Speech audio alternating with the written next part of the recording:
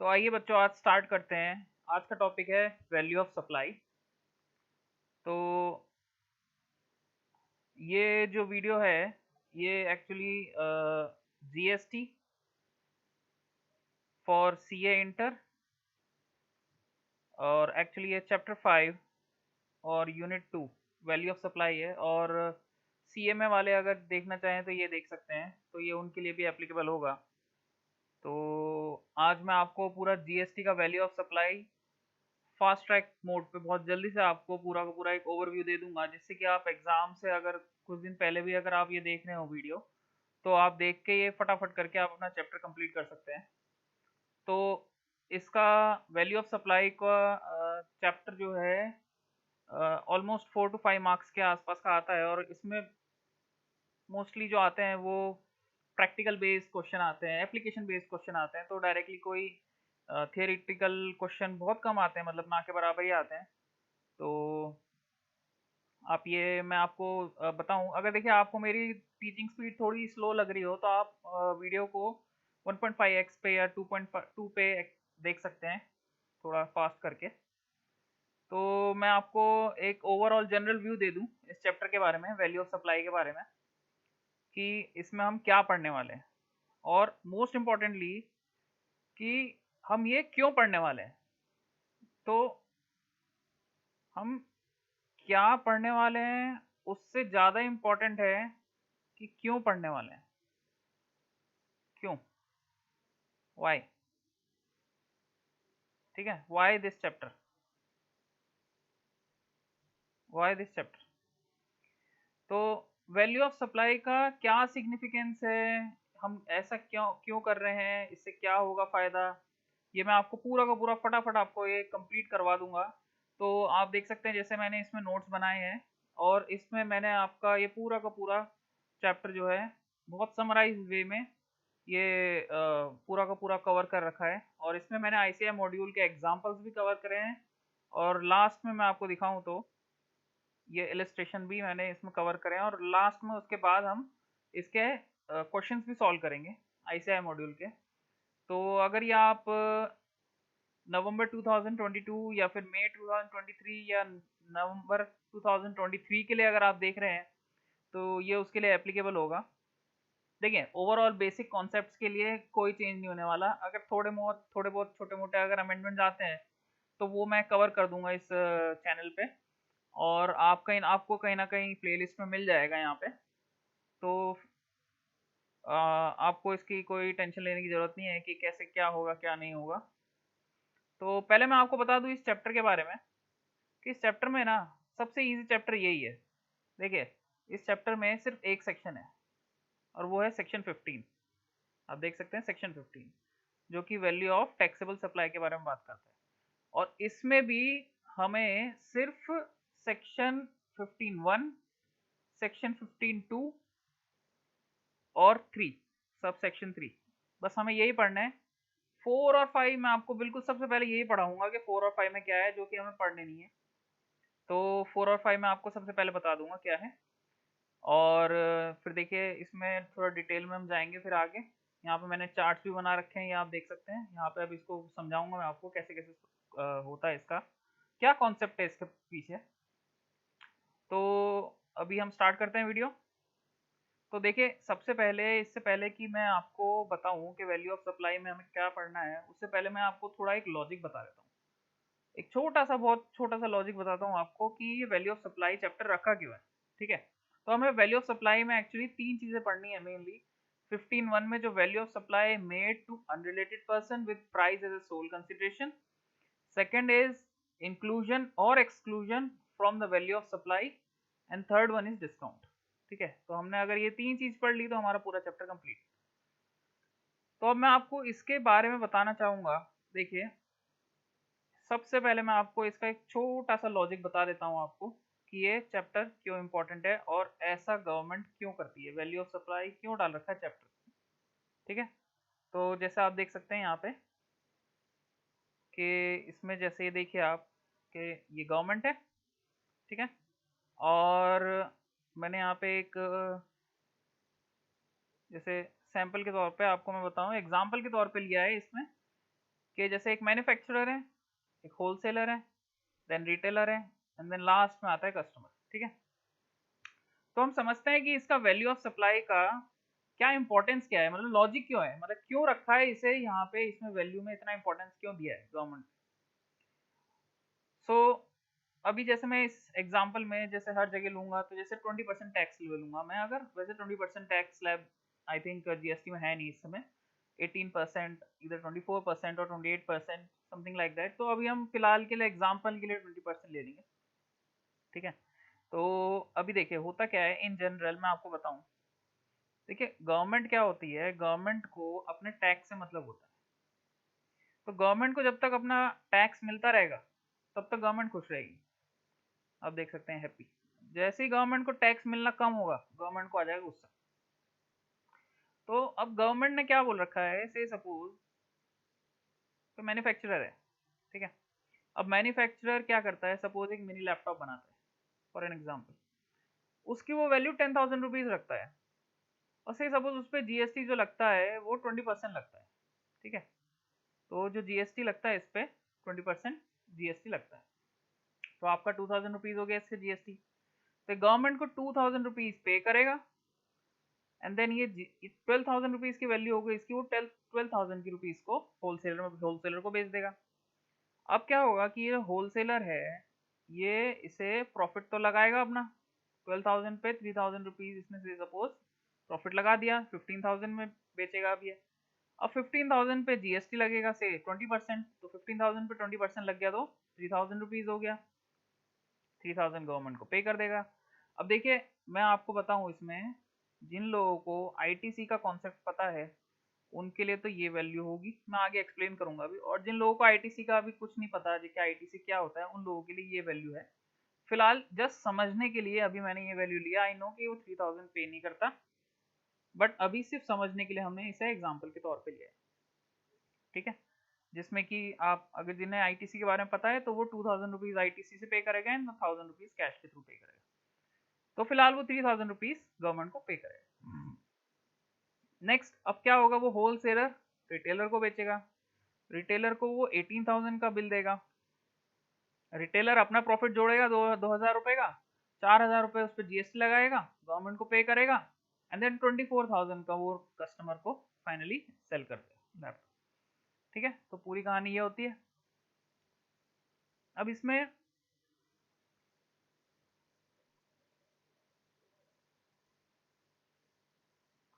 हम देखेंगे, तो अभी तक हमने ये देखा कि 24,000 रुपीज का कस्टमर को ये पड़ता है। तो अभी हमने देखा, तो फिलहाल के लिए अभी हम यही लेके चलते हैं इसमें कि जो है इसमें गवर्नमेंट को, I am sorry,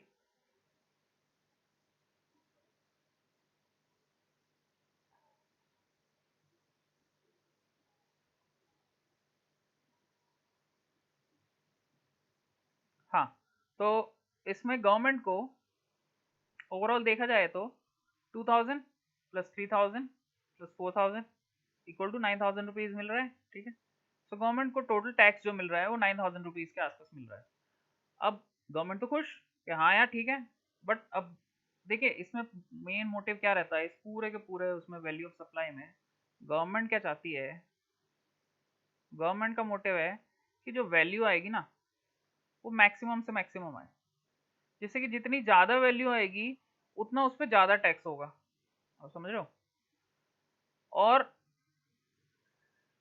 as a person मैं क्या चाहूंगा, एज अ पर्सन मैं ये चाहूंगा कि जो उसकी वैल्यू है वो कम से कम रहे, जितनी कम वैल्यू रहेगी उतना कम टैक्स पे करना पड़ेगा मुझे। तो हमें पता है हमारी तो चलती नहीं, गवर्नमेंट की चलती है। ठीक है, तो अब जो गवर्नमेंट ने रूल बना दिए हैं, लॉज बना दिए, हमें वही फॉलो करने पड़ेंगे। तो हम क्या करते हैं कि एज अ पर्सन, मतलब हम मतलब बहुत कम लोग हैं ऐसे जो करते हैं, बट वो कुछ ना कुछ चोरी करने की सोचते हैं वो, कि सिस्टम को कैसे तोड़ें, तो वैल्यू जिससे कम से कम आ जाए। तो अब ये सोचते हैं से सपोज कि हम जो है इसको 5,000 में बेचेंगे। ठीक है, और 5,000 में बेच के अब ये बोल रहा है मैन्युफैक्चरर कि मैं जो हूँ इसको 5,000 रुपीज में इसे सेल करूंगा। अब ये बोलेगा भाई मैं तुझसे 5000 में क्यों लूँ जब इसकी वैल्यू ही 10,000 की है, तो 5000 में क्यों दे रहा है? वो बोलेगा ठीक है मैं तुम्हें एक काम कर रहा हूँ, 5000 का बिल दे देता हूँ प्लस जीएसटी 1000 रुपीज, और तुम बाकी के मुझे जो एक्स्ट्रा पैसे हैं जैसे 6000 रुपीज वो तो मुझे कैश में दे दो यहाँ पे। तो मेरे पास 12,000 रुपीज तो आ गए, बट तुम्हारे पास कितने का आया वैल्यू में? 5 + 1 6,000 का पड़ा, तुम आ गया। और ऐसे बेचते रहना। तो ऐसे कर करके वो बोला हाँ यार ये तो सही है। तो इसे टैक्स भी कम पे करना पड़ा, 1000 रुपीज पे करना पड़ा एज कम्पेयर टू 2000। तो आप यहाँ पे देखोगे जैसे कि वैल्यू में इसमें जब कम हो गई तो गवर्नमेंट को पैसे भी कम गए। सेम ये ऐसा करेगा, फिर आगे भी करेगा। ये क्या करेगा कि जब इसे 6000 का पड़ा तो ये 8000 में बेचेगा, 8000 पे 1600, इसको भी फायदा हो गया, इसने भी गवर्नमेंट को कम टैक्स पे करा। फिर इसके ऊपर इतना 9600 का इसको पड़ा तो इसने 15000 में आगे बेचेगा। अभी 15000 से 3000 पे लगाएगा, 3000 ये फिर गवर्नमेंट को पे करेगा, फिर इसने कम पे करा। अब हम सोचेंगे कि कस्टमर को क्या फायदा? कस्टमर को देखिए ये फायदा होगा कि सपोज जब रिटेलर रिटेलर के पास कोई कस्टमर गया, अब वो बोलेगा कि मुझे एक लैपटॉप चाहिए, बोलेगा ठीक है मैं आपको एक काम करता हूँ, आपको ना लैपटॉप 24,000 का, वैसे तो 24,000 का पड़ रहा है लेकिन मैं आपको ये 22,000 में दे दूंगा। वो बोलेगा कैसे? तो ये बोलेगा कि एक काम करता हूँ मैं आपको 15,000 का बिल बना देता हूँ जिसपे 3,000 जीएसटी लगेगा, टोटल 18,000 का हो जाएगा, और बाकी क्या आप ऊपर का जो है वो मुझे आप कैश दे दो। तो कितना हो गया? 4,000 रुपीज। तो बोले आप मुझे 4,000 रुपीज कैश दे दो, 22,000 रुपये का पड़ जाएगा, आपको फायदा और मुझे भी फायदा। तो ये भी खुश और ये भी खुश क्योंकि इसे सिर्फ 3,000 रुपये देने पड़े। तो आप देख सकते हो कि इसमें होगा क्या कि गवर्नमेंट के पास ना फिर ओवरऑल मिला के कम पैसा आएगा, 5,600 रुपीज ही आएगा। 1,000 रुपीज यहाँ से, 1,600 यहाँ से, और 3,000 यहाँ से। ठीक है, तो गवर्नमेंट जो है गुस्सा कि मेरे पास इतना कम क्यों आया पैसा। अब गवर्नमेंट को तो ये होता है देखो कि गवर्नमेंट के पास रेवेन्यू ही आपके पास टैक्स से आता है।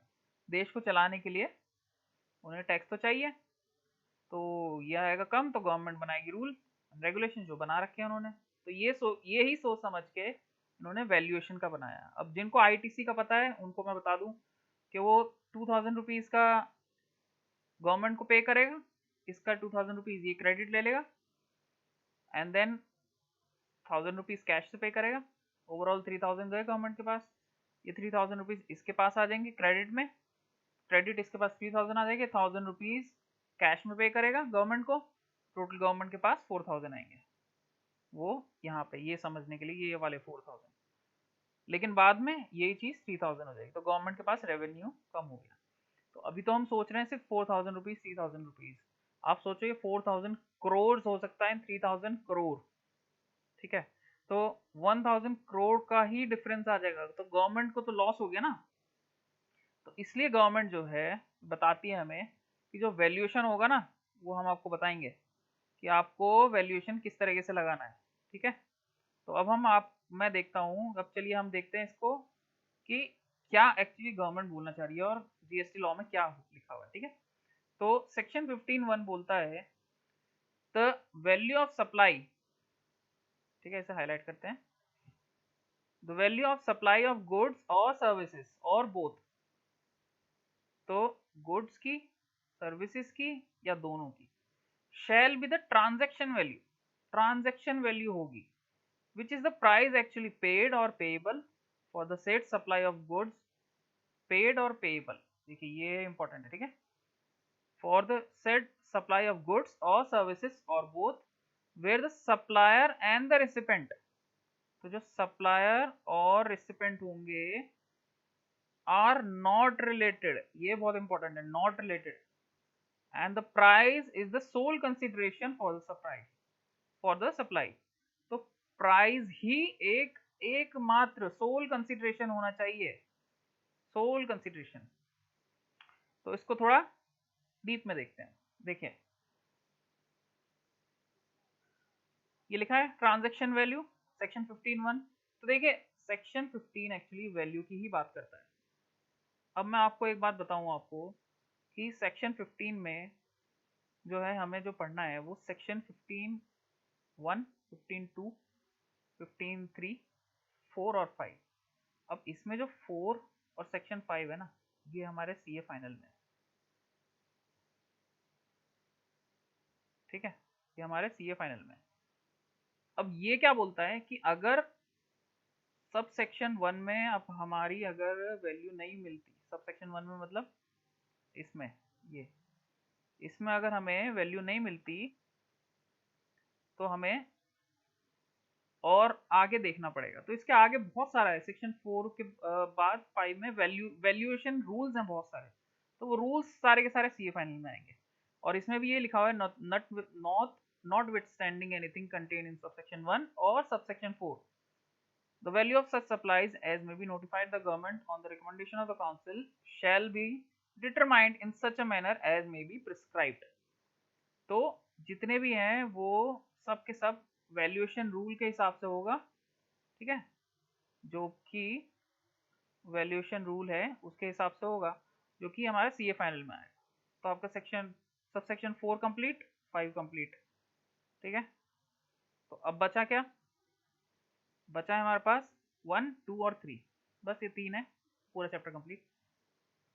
तो हम ये पढ़ रहे थे गुड्स और सर्विसेज और बोथ ऑफ द ट्रांजेक्शन। अब ये देखिए इसका मीनिंग क्या है, मैं बताता हूँ आपको। देखिए जब ये दो चीज होंगी, क्या होगी, एक तो सप्लाई बिटवीन अनरिलेटेड पर्सन, दो अनरिलेटेड पर्सन के बीच में सप्लाई होगी, और प्लस सिर्फ प्राइस ही सोल कंसिडरेशन होगा,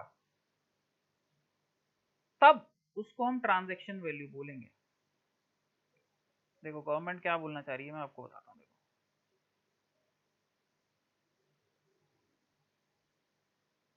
आई होप आपको ये दिख रहा होगा। तो देखो गवर्नमेंट ये बोलना चाह रही है कि से सपोज ये एक मैन्युफैक्चरर है या होलसेलर है, सपोज कोई भी है, और वो किसी को सप्लाई कर रहा है, से सपोज लैपटॉप ही कर रहा है ये, ठीक है। तो हम इसमें एग्जांपल में मिनी लैपटॉप ही ले लेते हैं। तो अगर ये 10,000 रुपीज का बेचेगा इसे, ठीक है, तो इस पर जीएसटी लगेगा। हमने हाइपोथेटिकल वो ले रखा है 20%, तो 10,000 पे 2,000 रुपीज हो जाएंगे जीएसटी, तो वो इसे बिल कितने का करेगा, 12,000 का। ये आगे कितने का बेचेगा, 15,000, कुछ भी बेच सकता है, कुछ भी जो भी हो इसे बेच सकता है। अब ये इसे पेमेंट किससे करेगा, किस चीज से करेगा, तो देखो इसमें हमारे पास दो टर्म आए, एक तो रिलेटेड पर्सन और प्राइस। देखो अगर ये दोनों एक दूसरे से रिलेटेड हुए, से सपोज ये ब्रदर हुए या फिर ऐसा कुछ हुआ, रिलेटेड पर्सन की पूरी डेफिनेशन दे रखी है, आप मॉड्यूल खोलेंगे रिलेटेड पर्सन की, एक बार गो थ्रू कर लेना। लेकिन ओवरऑल मैं बताऊं आपको, रिलेटेड पर्सन इतना इंपॉर्टेंट नहीं है। हालांकि रिलेटेड पर्सन के ऊपर बहुत कम क्वेश्चन आते हैं, लेकिन एक ओवरऑल ऊपर ऊपर से बताऊं तो रिलेटेड पर्सन ये रहेगा कि एक दूसरे को जानते हो या एक दूसरे के ऊपर कंट्रोल हो, एक का किसी दूसरे के ऊपर कंट्रोल हो, वो रिलेटेड पर्सन की कैटेगरी में आते हैं। तो अगर ये दोनों रिलेटेड पर्सन हुए तो हम इसको ट्रांजैक्शन वैल्यू नहीं मानेंगे। 10,000 प्लस 2,000, 12,000 को हम ट्रांजैक्शन वैल्यू नहीं मानेंगे। तो ये जो होगा इसमें 12,000 रुपीज, ये हम ट्रांजैक्शन वैल्यू नहीं मानेंगे, गवर्नमेंट ऐसा बोल रही है, क्योंकि ये रिलेटेड पर्सन है। तो फिर क्या होगा फिर, तो बोले फिर आप सीए फाइनल में देखना कि वैल्यूएशन रूल के हिसाब से क्या है, ठीक है। तो उसमें ये ट्रांजैक्शन वैल्यू नहीं मानेंगे, गवर्नमेंट ये फिलहाल ये बोल रही है। अच्छा मान लो ये रिलेटेड पर्सन नहीं है, अनरिलेटेड है, ठीक है, कोई बात नहीं। अब ये बताओ कि जब इसने इसे 12,000 रुपीज का लैपटॉप बेचा, तो इसने इसे क्या दिया, तो ये ऑफ कोर्स इसे कैश देगा। तो अब इसने क्या करा, इसने कैश दे दिया प्लस प्रिंटर दे दिया। तो इसने कैश तो दे दिया 10,000 का, और 2,000 का प्रिंटर दे दिया, या 6,000 का कैश दे दिया, 5,000 7,000 का कैश दे दिया एंड 5,000 का प्रिंटर दे दिया, कुछ भी करके इसने मिक्स ऑफ बोथ दे दिया। तो सिर्फ प्राइस जो है, जो प्राइस जो है वो सिर्फ वो ही एक कंसिडरेशन होना चाहिए। प्राइस मतलब ये कैश प्राइस ही होना चाहिए, सिर्फ कंसिडरेशन, सोल कंसिडरेशन। ऐसा ना हो कि मतलब प्रिंटर दे दिया आपने, तो कंसिडरेशन का जो मीनिंग है तो उसमें कैश और नॉन कैश दोनों आते हैं, मॉनिटरी एंड नॉन मॉनिटरी, ठीक है। तो अगर आपने प्राइस ही सिर्फ ऐसा लिया है जो कि सोल कंसिडरेशन है, अगर इसने इसे कैश भी दे दिया और प्लस प्रिंटर भी दे दिया, तो price is not the sole consideration here, तो ये ट्रांजैक्शन वैल्यू फिर नहीं मानेंगे हम, गवर्नमेंट मतलब, ठीक है। तो गवर्नमेंट बोलती है कि नहीं, हम इसको भी ट्रांजैक्शन वैल्यू नहीं मानेंगे। तो सीधा सीधा सा ये हो गया कि ये दोनों अनरिलेटेड होने चाहिए और प्राइस ही सिर्फ, मतलब सिर्फ प्राइस ही सोल कंसिडरेशन होना चाहिए और कुछ नहीं होना चाहिए, बस। तो यही इसका सिंपल सा मीनिंग है। देखिए, the value of supply of transaction value is the transaction value, supply is between unrelated person, price is the sole consideration for the supply. तो वैल्यू ऑफ सप्लाई क्या होगा, ट्रांजैक्शन वैल्यू। अब देखो, जैसे suppose ये एक एग्जांपल दे रखा है, होलसेल प्राइस है 1 मेट्रिक टन ऑफ सीमेंट का sold by x limited in the ordinary course of business is 7,000 rupees. Now 7,000 rupees क्या है उसका होलसेल प्राइस, बट वो क्या करता है, price of the 1 metric ton cement sold by X limited to unrelated customer, so here the unrelated आ गया, unrelated customer को बेचता है, वो कितना बेचता है, 6,700 रुपीज में। Value of supply made to X by X limited to Y is 6,700 which is the price actually paid or payable and not the wholesale price। तो ये जो है, ये 6,700 जो है वो प्राइस एक्चुअली पेड और पेएबल है। तो मतलब पेड और पेएबल मतलब जो एग्रीड हुआ है दोनों के बीच में वो पेएबल होगा, जो पेड होगा वो एक्चुअल में जो दे रखा है वो होगा। तो ये ही ट्रांजैक्शन वैल्यू मानी जाएगी। बस आपका चैप्टर ये सेक्शन 15(1) कंप्लीट। तो सेक्शन 15(1) कंप्लीट आपका। अब बचा है 15(2) और 15(3). फटाफट अभी मैं आपको ये जल्दी से बता दूंगा, कंप्लीट ये फटाफट हो जाएगा। 15(2) बोलता है इंक्लूजन इन वैल्यू, क्या क्या इंक्लूड होगा वैल्यू में, ठीक है। इसको एक एग्जांपल के थ्रू समझते हैं हम कि ट्रांजैक्शन वैल्यू में या फिर सप्लाई में, वैल्यू ऑफ सप्लाई में क्या क्या इंक्लूड होगा। अब एक छोटा एग्जांपल लेते हैं हम। लेट्स से कि ये मिस्टर ए है, मिस्टर ए ने कुछ इंपोर्ट करा है ऑस्ट्रेलिया से वाइन करी है, वाइन इंपोर्ट करी है, ठीक है। तो ऑस्ट्रेलिया से वाइन इंपोर्ट करी है, तो इनका मुंबई पोर्ट पे कंसाइनमेंट आ गया शिप से। अब शिप से जब मुंबई पोर्ट पे आ गया तो उससे क्या हुआ कि वहां पे उन्होंने अनलोड करा दिया, अनलोड कर सब कुछ हो गया। अब क्या होगा कि वहां पे वो कस्टम ड्यूटी पे करेंगे, तो उन्होंने 10,000 रुपीज का वाइन मंगवाई थी। अब उन्होंने क्या करा, 10,000 रुपीज उसके ऊपर कस्टम ड्यूटी पे करी होगी, ठीक है। तो वाइन पे 10,000 रुपीज, वो सॉरी वाइन पे 1,000 रुपीज कस्टम ड्यूटी पे करी है, आईजीएसटी भी पे किया होगा, इंपोर्ट ड्यूटी, आईजीएसटी, ठीक है। और हेल्थ एंड एजुकेशन सेस भी पे करा होगा 200 रुपीज। फिर उसके बाद क्या हुआ, ये गाड़ी आगे गई, ये रहते हैं दिल्ली में, से सपोज दिल्ली में ये है। अब ये गाड़ी गई आगे, आगे जाके एक टोल टैक्स पड़ा, टोल टैक्स पे उन्होंने 500 रुपीज टोल टैक्स पे कर दिया इस ड्राइवर ने, ठीक है। फिर उसके बाद ये आई दिल्ली में, तो दिल्ली में बोला एक जगह रोक के, भाई आपको 700 रुपीज। देखो हम ये सब सारी हाइपोथेटिकल सिचुएशन ले रहे हैं और हाइपोथेटिकल जो है जितनी भी फिगर्स रहेंगी, so just for an example, just understanding के लिए, ठीक है। तो 700 रुपीज एंट्री टैक्स लगा से सपोज। फिर उसके बाद उन्होंने बोला कि आप कहीं कहीं से जा रहे हो तो म्यूनसिपल टैक्स भी लगेगा। उसके बाद वो बोले कि आपका पॉल्यूशन टैक्स भी लगेगा, क्योंकि आपकी गाड़ी बहुत पुरानी है और आप दिल्ली में एंटर कर रहे हो तो पॉल्यूशन टैक्स लगेगा। और जब आप पहुंचे एक जगह जाके, तो वहां पे एक जगह और रोक लिया, वो बोले कि ग्रीन टैक्स भी दो आप, तो ग्रीन टैक्स भी लगेगा। तो अब आप देखो कि इसमें 10,000 रुपये से स्टार्ट हुआ ये, ठीक है, 10,000 रुपीज से स्टार्ट हुआ और उसके बाद कॉस्ट जुड़ती चलेगी, जुड़ती चलेगी, जुड़ती चलेगी। इसने तो 15,000 पे सोच लिया था कि मैं यार 15,000 पे जो है पे करूंगा, इसको 15,000 रुपीज पे करूंगा। तो अब क्या होगा, लेकिन हुआ क्या, इसने सोचा कि 15,000 रुपीज मेरा हो जाएगा टोटल। अब वो देखिए क्या हुआ कि 10,000 के ऊपर 1,000, 1,200, 12,200 हो गया, 500 ये हो गया, 700 ये हो गया, 800 ये हो गया। अब बोलेंगे कि भाई कौन सी वैल्यू लें हम, 10,000 ले, 12,200 ले, कौन सी ले वैल्यू?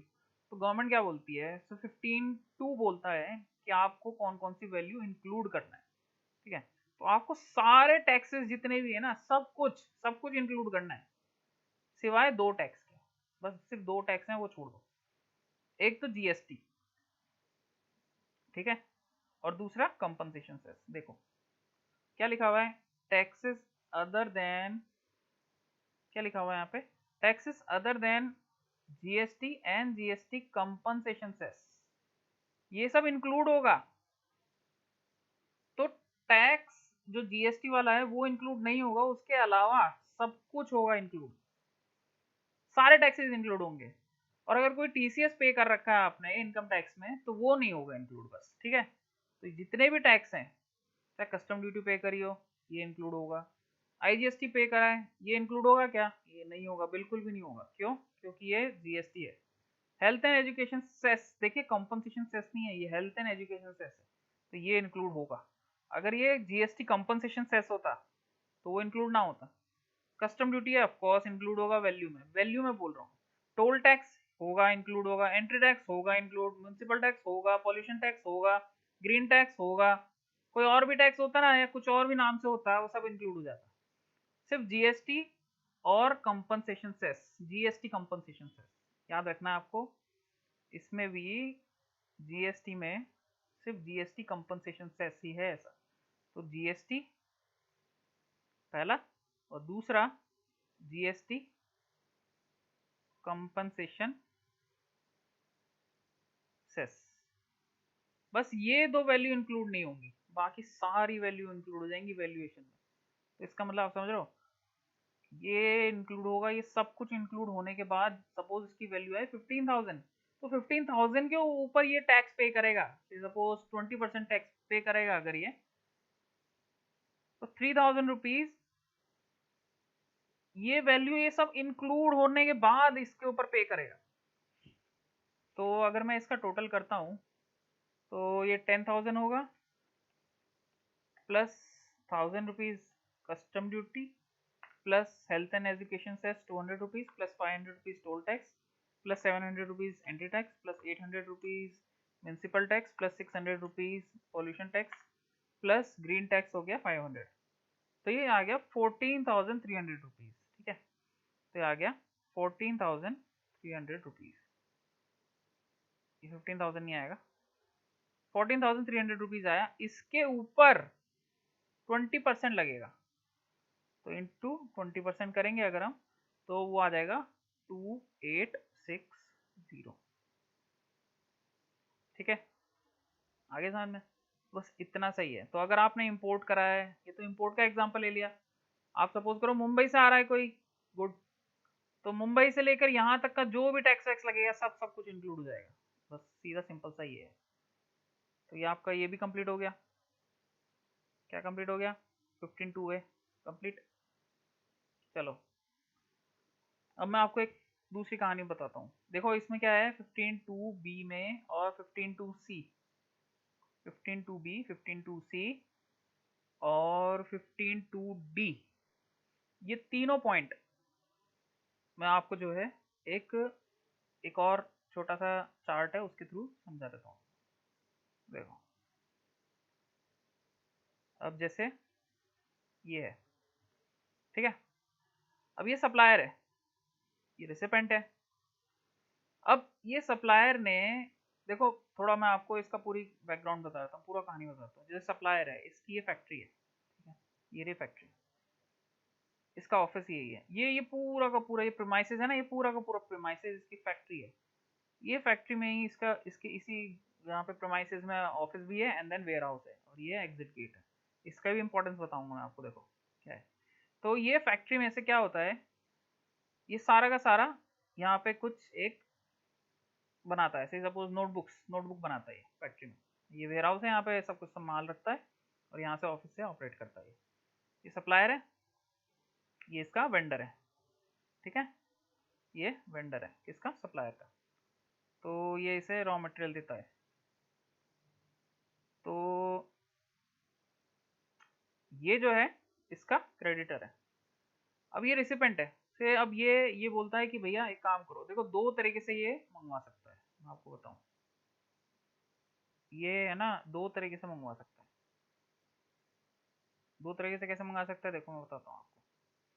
पहला तरीका बताता हूँ, देखो ये क्या करेगा, फोन करेगा इसे, भैया एक काम करो, मुझे है ना 10,000 रुपये का बुक्स भेज दो। बोलेगा ठीक है। तो अब ये इसको अरेंज करवाएगा, किसे, ट्रांसपोर्टेशन को अरेंज करवाएगा, और ये इसे यहाँ पे भेजेगा। अब ये सप्लायर है, अब ध्यान से सुनना है इस बात को। अब देखो ये सप्लायर है, ये सप्लायर जो है 1 जैन को बोलता है कि मैं आपको ये सप्लाई कर रहा हूँ, ठीक है, मैं आपको ये ट्रक भेज रहा हूँ। 1 जैन को ये आ गया यहाँ से यहाँ पे, एक शहर से दूसरे शहर में आ गया। और ये इससे बोलता है कि मैं जो हूँ आपको जितना भी ये कंसाइनमेंट है, ये आपको ट्रांसपोर्टर के थ्रू भिजवा रहा हूँ। तो ये ट्रांसपोर्टर है, सही है, ये ट्रांसपोर्टर है, ये गाड़ी चला रहा है, तो यहाँ पे इसके लिए लेके जा रहा है माल। अब क्या हुआ कि इसने बोला कि मैं आपको 10,000 रुपीज़ का भेज रहा हूँ, तो 2,000 रुपीज़ उस पर जीएसटी हुआ। हमने जीएसटी बाई डिफॉल्ट 20% ले रखा है पूरे बुक में, एग्जाम्पल में, तो 12,000 रुपीज़ का हो गया टोटल। तो वो इसे इनवॉइस भेजेगा वो 12,000 का। अब से सपोज इसमें भी 3 कंडीशन हो सकती हैं। अब देखिए अब इसमें क्या है कि ये ट्रांसपोर्टर जो होगा ना, तो ये ट्रांसपोर्टर जब यहाँ पे जाएगा तो ये बोलेगा कि सर वो ट्रांसपोर्टेशन चार्जेस, वो पूछेगा कितना, 1,000 रुपीज़, तो ये 1,000 रुपीज़ इसे पे कर देगा। ये बोल देगा भाई मुझे इसे पे कर देना 1,000 रुपीज़, क्योंकि ये ट्रांसपोर्टर जो है ये ट्रांसपोर्ट कर रहा है आपका ये माल, ठीक है, कर देगा भाई। अब क्या होगा, अब ये जो वेंडर है, सपोज ये वेंडर बोलता है कि मैं आपके यहाँ पे जो है कुछ ना कुछ भिजवा रहा हूँ, माल भिजवा रहा हूँ, मुझे 2,000 रुपीज़ पे कर दो। ये इससे बोलेगा, सप्लायर से। ये रिसिपेंट बोलेगा यार एक काम करता हूँ, मैं आपको 2,000 रुपीज़ पे कर देता हूँ इसका, सप्लायर का। सप्लायर बोलेगा ठीक है, तो इसने इसे 2,000 रुपीज़ भी पे कर दिया यहाँ पे। अब बात ये आती है कि जो बिल होगा, वो वो जो वैल्यू होगी वो क्या होगी, वैल्यू ऑफ सप्लाई जो होगी वो क्या होगी, क्या वो 10,000 प्लस 2,000 12,000 रुपये होगी ये, या फिर 10,000 और 12,000 प्लस 1,000 जो इसने इसे पे करा है वो होगी 13,000, या फिर इसने जो इसे भी पे कर दिया 2,000 रुपीज़ 15,000, कौन सी होगी। तो यही जो है 15 सब सेक्शन 2B बात करता है। देखो सब सेक्शन 2B क्या करता है, payments made to third parties by the recipient on behalf of supplier in relation to the supply. तो इन रिलेशन टू सप्लाई, ये इंपॉर्टेंट है, बहुत ही इंपॉर्टेंट, इसमें जो चीज दे रखी है इन रिलेशन टू सप्लाई दे रखा है। तो अगर इस एग्जांपल में हम देखें तो रेसिपेंट वेंडर को पे कर रहा है इसके बिहाफ में, ठीक है, वो 2,000 रुपीज़ पे कर रहा है वेंडर को, तो वो इंक्लूड होगी। अब आप ये देखो, ये पढ़ो, payment made to third parties by the recipient on behalf of supplier in relation to the supply, ठीक है। तो थर्ड पार्टी को, अब इसमें देखो थर्ड पार्टी में आप ये देखो, थर्ड पार्टी में और कौन कौन इंक्लूडेड है, ये भी है ट्रांसपोर्टर, ये भी थर्ड पार्टी है, इसको पे कर दिया। सप्लाई, माइंड यू सप्लाई जो है यहाँ पे जब इसके पास आ रहा है प्रेमाइसिस में, तब सप्लाई हो रही है। अभी हम एग्जांपल में ऐसा सोच रहे हैं।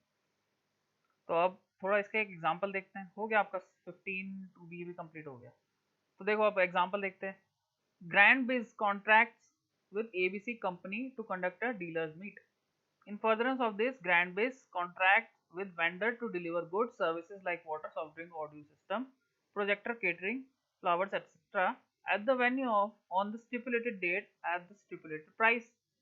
So Grand Base is liable to make these payment as contracted. अब क्या है, the soft drinks supplier wants payments upon delivery. ABC company agrees to pay bill raised by the soft drink vendor on Grand Base on receiving the crates of soft drink. The amount is not billed by the Grand Base to ABC company. However, it would be added to the value of supply provided by Grand Base to ABC for payment of GST. तो ये वही है example, same example है। ये रहा grand base, ठीक है। इसका कोई वेंडर होगा, इसने इसे बोल दिया कि भैया तुम सीधा एबीसी को जाके सप्लाई कर दो। ये चला गया एबीसी को जाके, अब इसने बोला कि मुझे पेमेंट दे दो, तो इसने इसे पेमेंट दे दिया। अब बात ये आएगी कि ये जो पेमेंट इसने करा है, तो ये पेमेंट इसके बिल में इंक्लूड होगा कि नहीं होगा? ऑफ कोर्स होगा, अभी हमने देखा है बिल्कुल इसी एग्जांपल में। तो इसमें ये ही लिखा हुआ है, it would be added to the value of supply provided by the grant base to ABC for payment of GST। सही है, हो गया। अब देखो नेक्स्ट क्या है, इंसिडेंटल एक्सपेंसेस। इंसिडेंटल एक्सपेंसेस क्या होता है कि जब तक आपने सप्लाई नहीं कर दिया, मतलब यहाँ से यहाँ पे सप्लाई नहीं कर दिया आपने, यहाँ पे सप्लाई होगा, सपोज यहाँ पे जब हो गया, ये सप्लाई हो गया, इसके बाद इससे पहले ये सप्लाई कर रहा था यहाँ पे, तो ये चीज सप्लाई हो गया, तो वो सप्लाई होने से पहले जितने भी चार्जेस हैं, जैसे कमीशन हो गया, पैकेजिंग हो गया, इंस्पेक्शन हो गया, सर्टिफिकेशन चार्जेस, इंस्टॉलेशन चार्जेस हो गया, वेइंग चार्जेस हो गया, लोडिंग अनलोडिंग चार्जेस हो गया, डिजाइन चार्जेस हो गया, जो भी मतलब इसने चार्जेस लिए हैं ना अपने सप्लाई अपने रिसिपेंट से, वो सब का सब इसमें वैल्यू में ऐड होगा। तो मतलब ये कौन क्या बिल बनाएगा? 12,000 का? नहीं, बिल्कुल नहीं। तो क्या ये 13,000 का बनाएगा? नहीं, 15,000 का बिल बनाएगा ये इसके ऊपर, क्योंकि इसमें ये सब कुछ इंक्लूडेड होगा। और 15,000 का बिल बनाएगा, और प्लस इसके ऊपर मैं बताऊं आपको 10,000 प्लस 1,000 प्लस 2,000 कितना हुआ? 13,000। तो एक्चुअली ये 13,000 का बिल बनाएगा और उसके ऊपर जीएसटी चार्ज करेगा। ट्रांजेक्शन वैल्यू कितनी होगी? 13,000। ये 15,000 नहीं होगा, 13,000 होगा, 15,000 नहीं होगा, क्योंकि अब देखो 10,000 तो ये प्लस 2,000 ये होगा, फिर 1,000 ये होगा, तो कितना हुआ? 10 प्लस 2 प्लस 1 कितना हो गया? 13,000 और प्लस जीएसटी, तो ये वैल्यू हो जाएगी। सही है।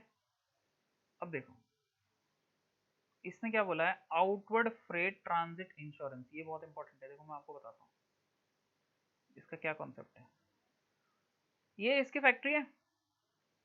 इस बार क्या हुआ, इसने इसे फोन करा, बोला कि मुझे है ना ये माल चाहिए 10,000 रुपए का। बोले ठीक है। बोले मैं आपको ट्रांसपोर्ट नहीं करूंगा, आपको मेरी फैक्ट्री में आके ले जाना पड़ेगा। सही है। बोला ठीक है। तो ये आ गया इसकी फैक्ट्री में यहाँ पे। अब फैक्ट्री में क्या होगा कि ये ऑफिस होगा, इसका वेयर हाउस होगा, वेयर हाउस में यहीं पे रखी है बुक्स वुक्स।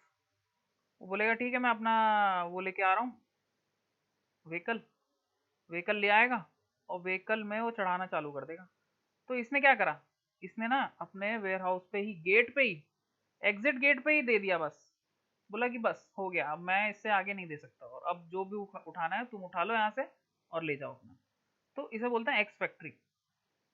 एक्स फैक्ट्री मतलब बिल्कुल फैक्ट्री के बिल्कुल बाहर, तो इसे एक्स फैक्ट्री बोलते हैं। तो जब भी एक्स फैक्ट्री होती है ना सप्लाई, तो ये सप्लाई हो गई यहाँ पे, मतलब इसने इसको सप्लाई कर दिया, यहाँ पे एक्स फैक्ट्री हो गई है। तो जब भी एक्स फैक्ट्री होती है ना, तो इसके बाद का जो भी चार्जेस है, मतलब सप्लाई देने के बाद से, सपोज इसने इंश्योरेंस कराया, इंश्योरेंस कराया, ठीक है, या फिर आप इसमें देखो ये क्या लिखा हुआ है, इंश्योरेंस या फिर आउटवर्ड फ्रेट। अब ये इसने ये यहाँ का ट्रांसपोर्टेशन का फ्रेट देगा, ये फ्रेट चार्जेस, ठीक है। तो ये फ्रेट चार्जेस ये पे कर रहा है। तो जब ये पे कर रहा है, तो वो सारी की सारी वैल्यू में इंक्लूड नहीं होगा, वो 10,000 की वैल्यू में इंक्लूड नहीं होगा। समझ में आया? तो आपको ये देखना है कि ये जो है एक्स फैक्ट्री में दे रहा है, यहीं पे दे रहा है, या फिर वो उसके पास जाके दे रहा है। तो अगर आप मॉड्यूल में देखोगे, तो उसमें भी आउटवर्ड फ्रेट ट्रांजिट इंश्योरेंस में यही बता रखा है 15(2)(c) में। ठीक है, ये भी कवर हो गया आपका। चलो नेक्स्ट देखते हैं, इंटरेस्ट, लेट फी, पेनल्टी और डिलेड पेमेंट। अब देखो ये बहुत ही इंपॉर्टेंट है, मैं दिखाता हूँ आपको। अब क्या हुआ, इसी कहानी में देखते हैं। इसमें क्या हुआ, इसने बोला कि मैं जो हूं आपको 1 जनवरी को ये दे रहा हूं, ठीक है, जितना भी माल है, और आपको जो है 1 फरवरी तक मैं टाइम दे रहा हूं क्रेडिट पे दे रहा हूँ मैं अभी आपको, 1 फरवरी तक टाइम दे रहा हूँ। 1 फरवरी तक आपको मुझे पेमेंट करना है, ठीक है। मैं आपको 1 महीना देता हूँ, लेकिन अगर आपने 1 महीने से ज़्यादा लिया तो क्या होगा, 1 महीने क्रेडिट दूंगा मैं आपको।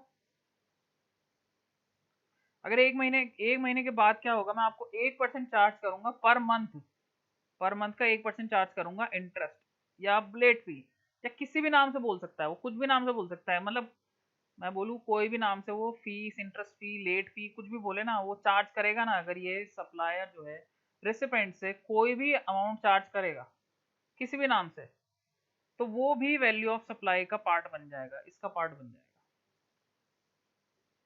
उस पर भी जीएसटी लगेगा। अब इसने 1 अप्रैल को दिया सपोज, तो अब इसने बोला कि 2 महीने का आपको फेब्रवरी और मार्च, और फेब्रवरी को देना था, तो फेब्रवरी और मार्च 2 महीने का लग गया इसके ऊपर, ठीक है। 2 महीने का इंटरेस्ट लग गया या फिर लेट फी लग गई, कुछ भी लग गया।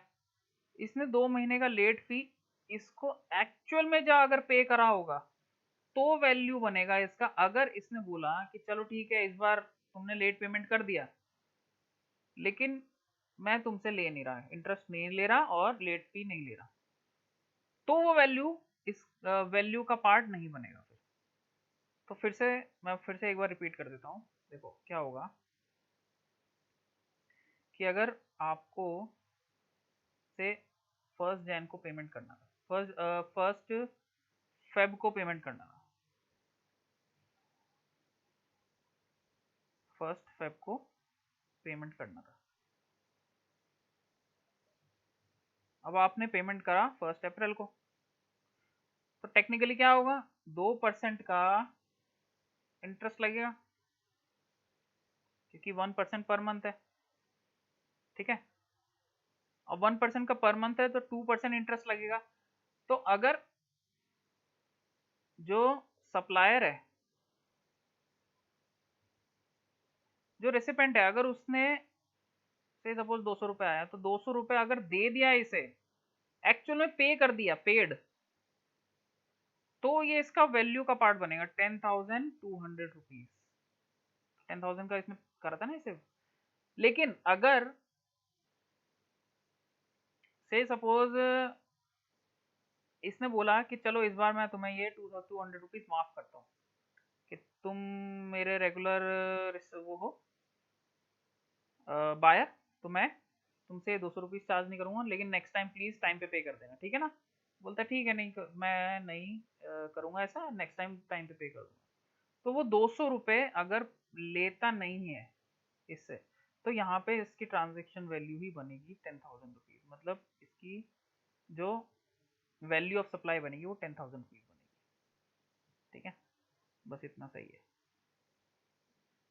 ये इंटरेस्ट लेट फी यही है, देखो एक बार पढ़ लें।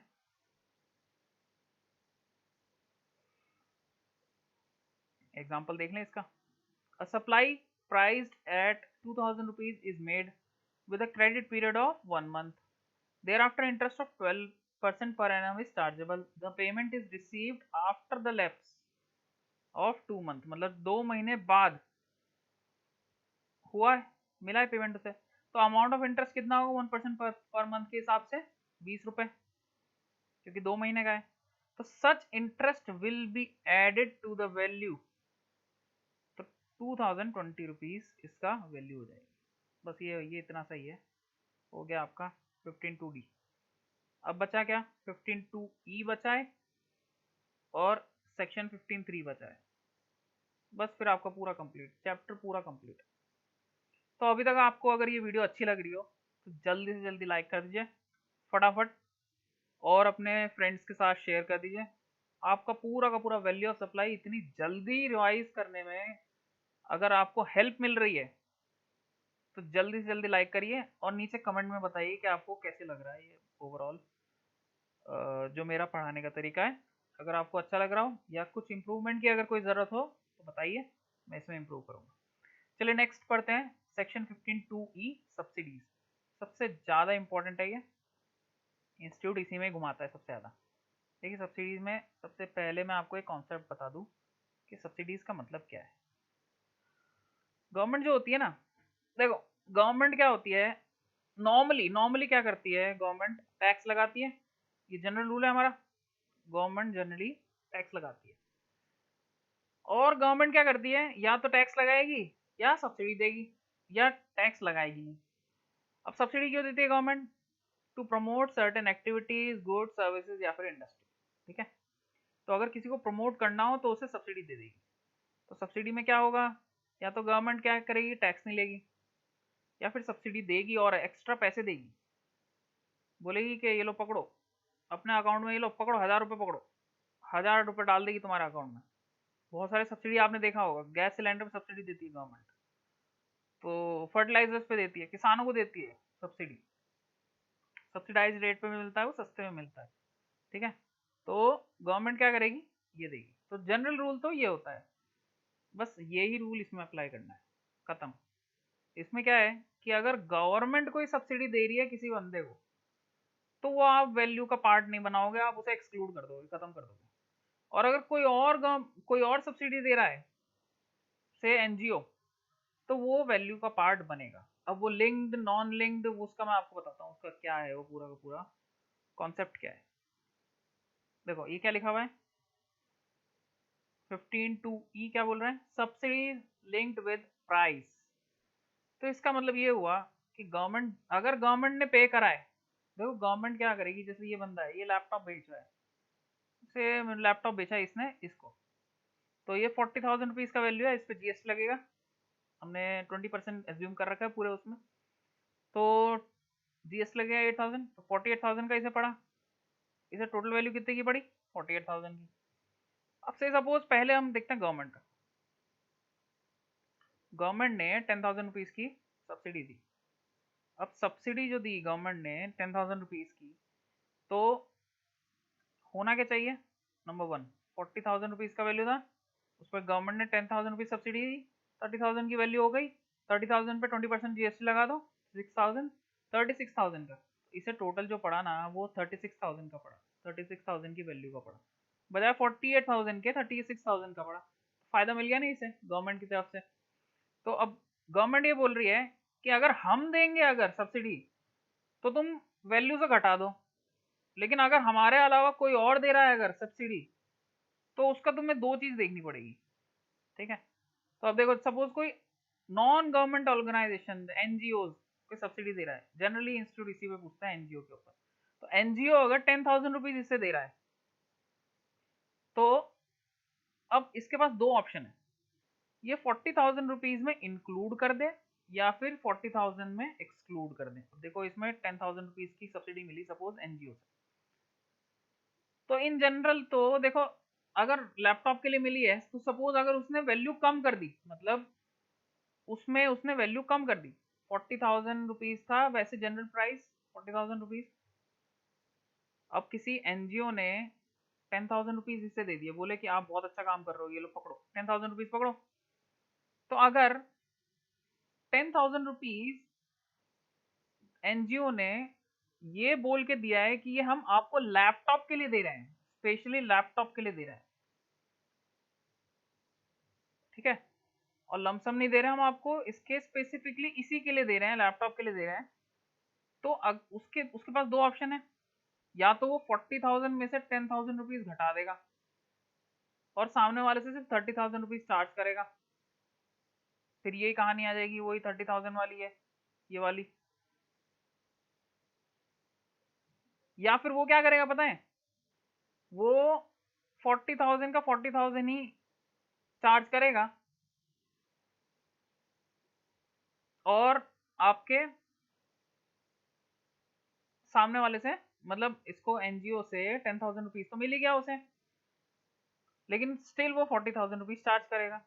तो अब देखो दो सिनेरियो हो गए, 30,000 रुपीज चार्ज करेगा अगर, तो गवर्नमेंट बोल रही है ना मुन्ना ना, बिल्कुल नहीं, ये गवर्नमेंट नहीं है, एनजीओ है या एनजीओ, 10,000 रुपीज एड बैक करो, 10,000 रुपीज आपने घटा दिए, एड बैक करो, तो ये 10,000 रुपीज आपको एड बैक करने पड़ेंगे यहाँ पे, ये देखो, ठीक है, 10,000 रुपीज एड बैक करोगे, 40,000 आएगा, 40,000 के ऊपर 8,000 रुपीज जीएसटी आएगा, 48,000।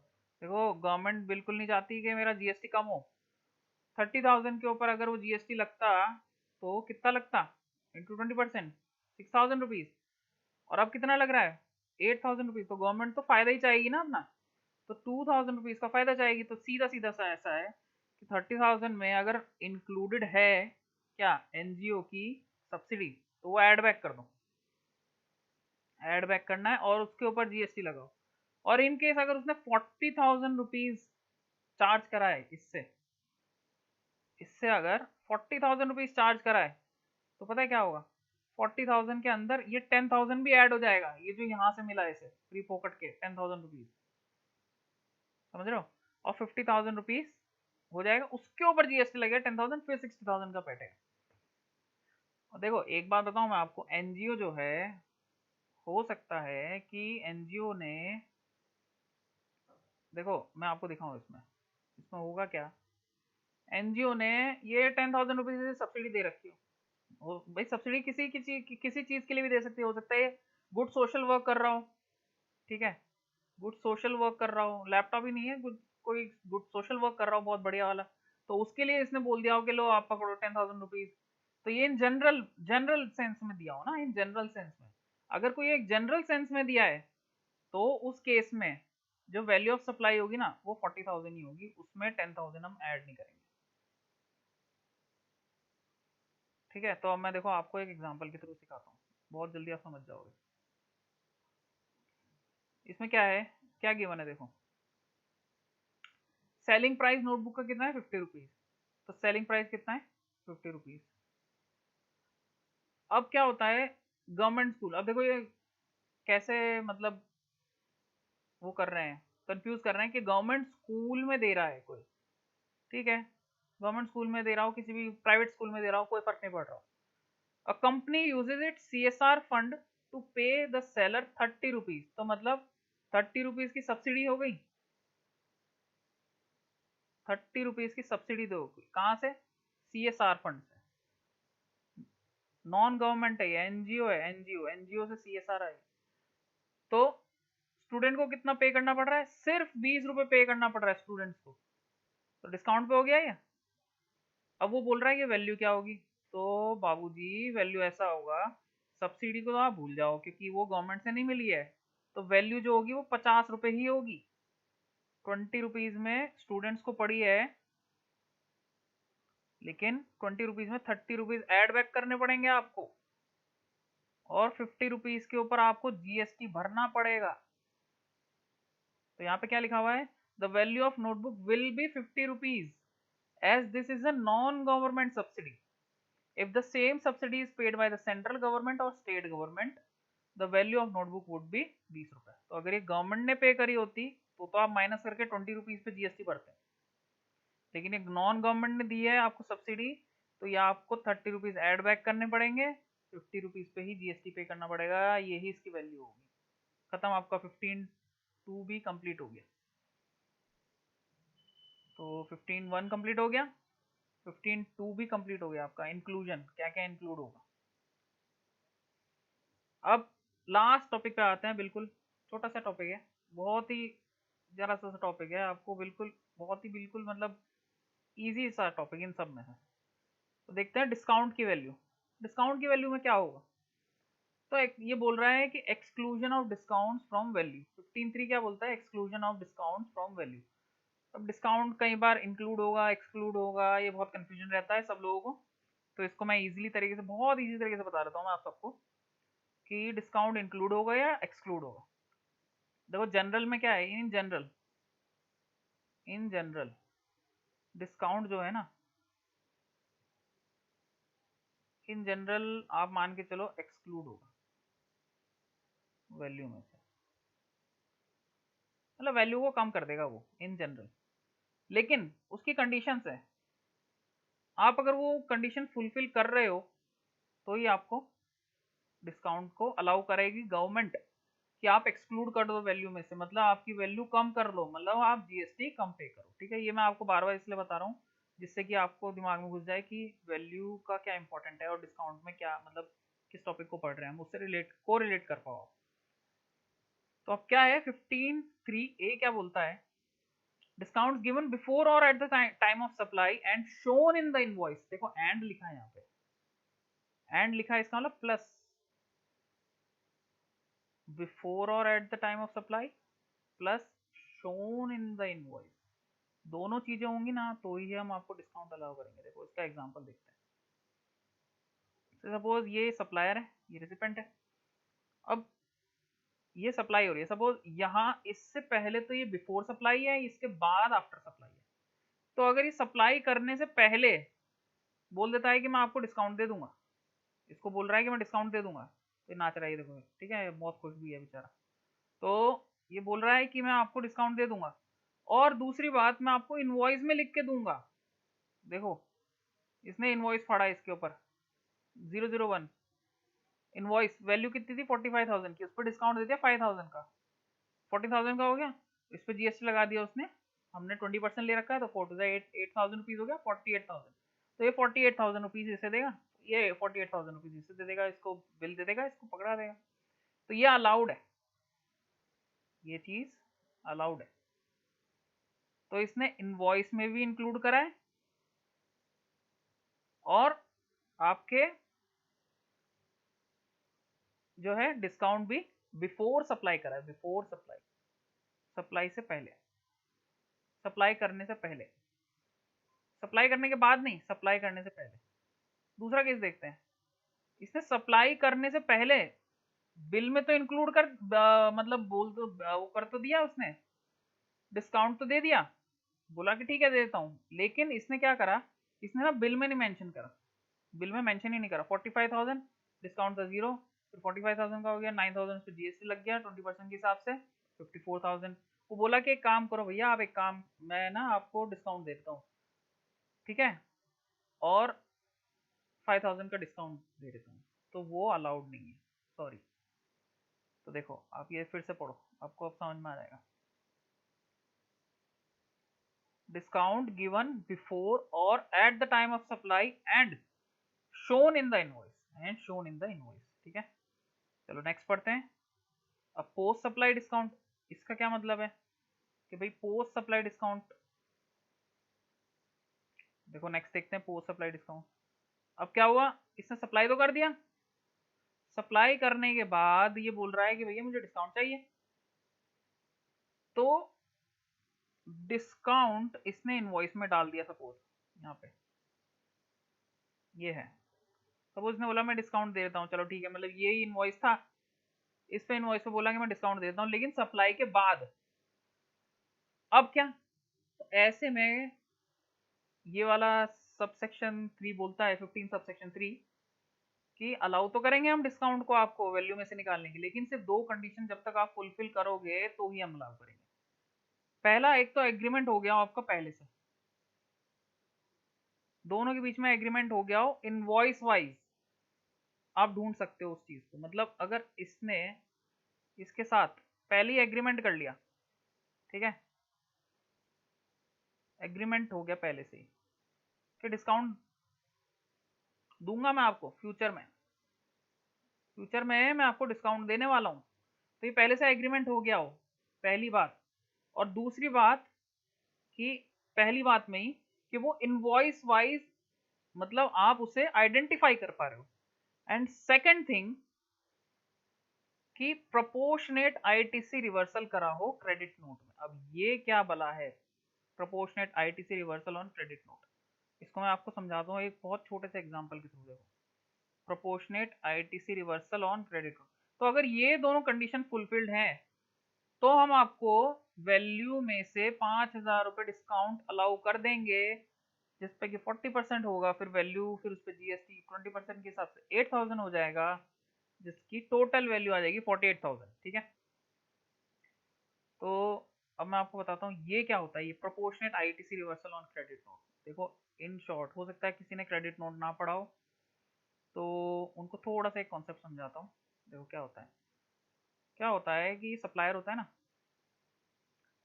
अब इसने सप्लाई कर दिया और आफ्टर सप्लाई इसने डिस्काउंट दिया है इसको, ठीक है, 5,000 रुपीज का। देखो पहले क्या हुआ, 45,000 का इसने बिल जनरेट किया, उस 45,000 पे जीएसटी 9,000 लगा, तो इसने गवर्नमेंट को कितना पे कर दिया, 9,000। गवर्नमेंट के पास कितना चला गया, 9,000 रुपीज चला गया। अब ये 9,000 रुपीज ये क्रेडिट ले लेगा, आईटीसी ले लेगा। अब क्या होगा, गवर्नमेंट क्या बोल रही है, ये 15 सब सेक्शन 3 क्या बोल रहा है कि अगर आपने सप्लाई करने के बाद डिस्काउंट दिया है, और अगर आपने पहले से ही बोल दिया था इसे कि मैं आपको डिस्काउंट दे दूंगा, पहले से ही एग्रीमेंट हो रखा है।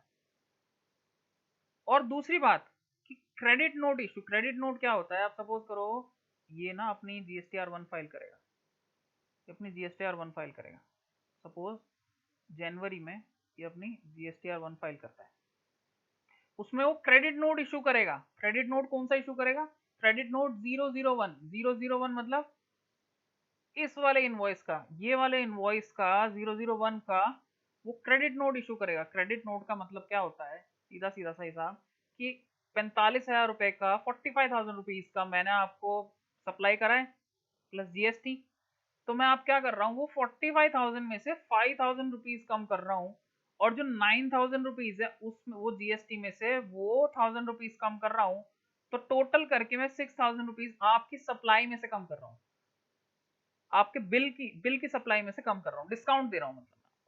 ठीक है, तो अब ये क्रेडिट नोट इशू करेगा इसे, तो अब ये इसे क्या करना है, रिसिपेंट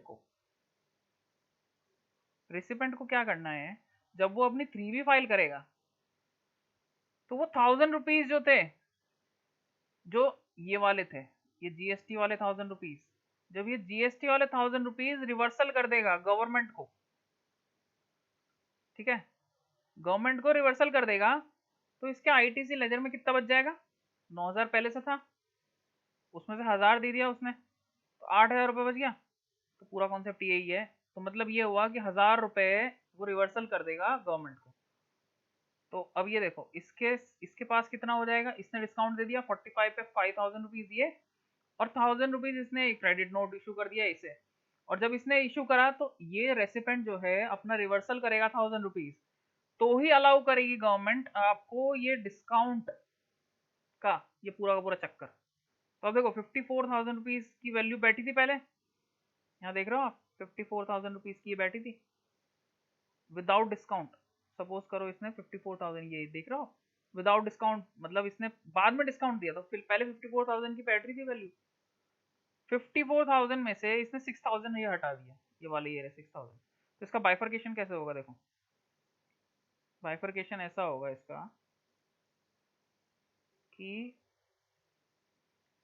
54,000 में इसकी वैल्यू प्लस जीएसटी इंक्लूडेड है, और 6,000 रुपीज में वैल्यू प्लस जीएसटी इंक्लूडेड है, माइनस करोगे तो 48,000 रुपीज आ जाएगा। इसमें क्या होगी, वैल्यू प्लस जीएसटी इंक्लूडेड, ये 48,000 आ गई, यही तो आनी थी पहले, देखो डिस्काउंट से पहले क्या आनी थी, ये रही डिस्काउंट के बाद, ये देखो ये रहा 48,000 रुपीज, देख रहा हो 48,000 रुपीज। तो सीधा सीधा यही बोला है, प्रोपोर्शनेट आईटीसी रिवर्सल कराओ अगर इसने, तो ही हम अलाउ करेंगे डिस्काउंट के बाद। ठीक है, तो अब देखो क्या लिखा हुआ है, post supply discount, the discounts that are given after supply is made are allowed as deduction, allowed है deduction if two condition are satisfied, दो कंडीशन अगर सेटिस्फाई होंगी। पहला, the discount is in terms of an agreement, agreement कर रखा होगा आपने, ये देखो दिखा है agreement, that existed at the time of supply, तो मतलब सप्लाई के टाइम पे ही आपने एग्रीमेंट कर लिया हो। एंड देखो, एंड ये लिखा है बहुत इंपॉर्टेंट है यहाँ पे, इसे अंडरलाइन कर लो, and can be worked out invoice wise, मतलब इनवॉइस वाइज वर्कड आउट हो जाएगी, मतलब आप आइडेंटिफाई कर सकते हो, आप बता सकते हो कि ये जो मैं डिस्काउंट दे रहा हूँ ना, बाद में जो डिस्काउंट दे रहा हूँ वो मैं दे रहा हूँ आपको इस इनवॉइस के अगेंस्ट में, क्रेडिट नोट 001, तो जीरो मतलब आप आइडेंटिफाई कर सको इजीली, ठीक है, इजीली आइडेंटिफाई कर सको। और दूसरा, टू कंडीशंस आर सेटिस्फाइड, दूसरा कंडीशन क्या है, proportionate input tax credit is reversed bye the recipient, तो इसने रेसिपेंट ने प्रोपोर्शनेट आईटीसी रिवर्सल कर दिया था, हमारे केस में दिखाया था मैंने आपको। The buyer would have availed ITC on GST payable on gross value specified in the invoice. Thus, when a credit note is issued by him, by the supplier for the discount, the buyer will reverse the proportionate credit. मतलब ये जो buyer होगा ना, ये he will reverse the proportionate credit. proportionate credit कितना था, मैंने अभी दिखाया था ना आपको नीचे. proportionate credit कितना था, 1000. ये था proportionate credit. ये proportionate जो credit है ये रिवर्सल करेगा वो. ये तो हमने करवाया इसमें. तो the buyer will reverse, क्या लिखा है इसमें, the buyer will reverse the proportionate credit consequent to which the supplier's output tax liability will be reduced by the same amount. तो इसकी जो आउटपुट टैक्स लायबिलिटी होगी वो कम हो जाएगी. ठीक है, आगे समझ में. इसका एग्जांपल देखेंगे ना हम, तो बहुत आपको आराम से समझ में आ जाएगा. ये देखो,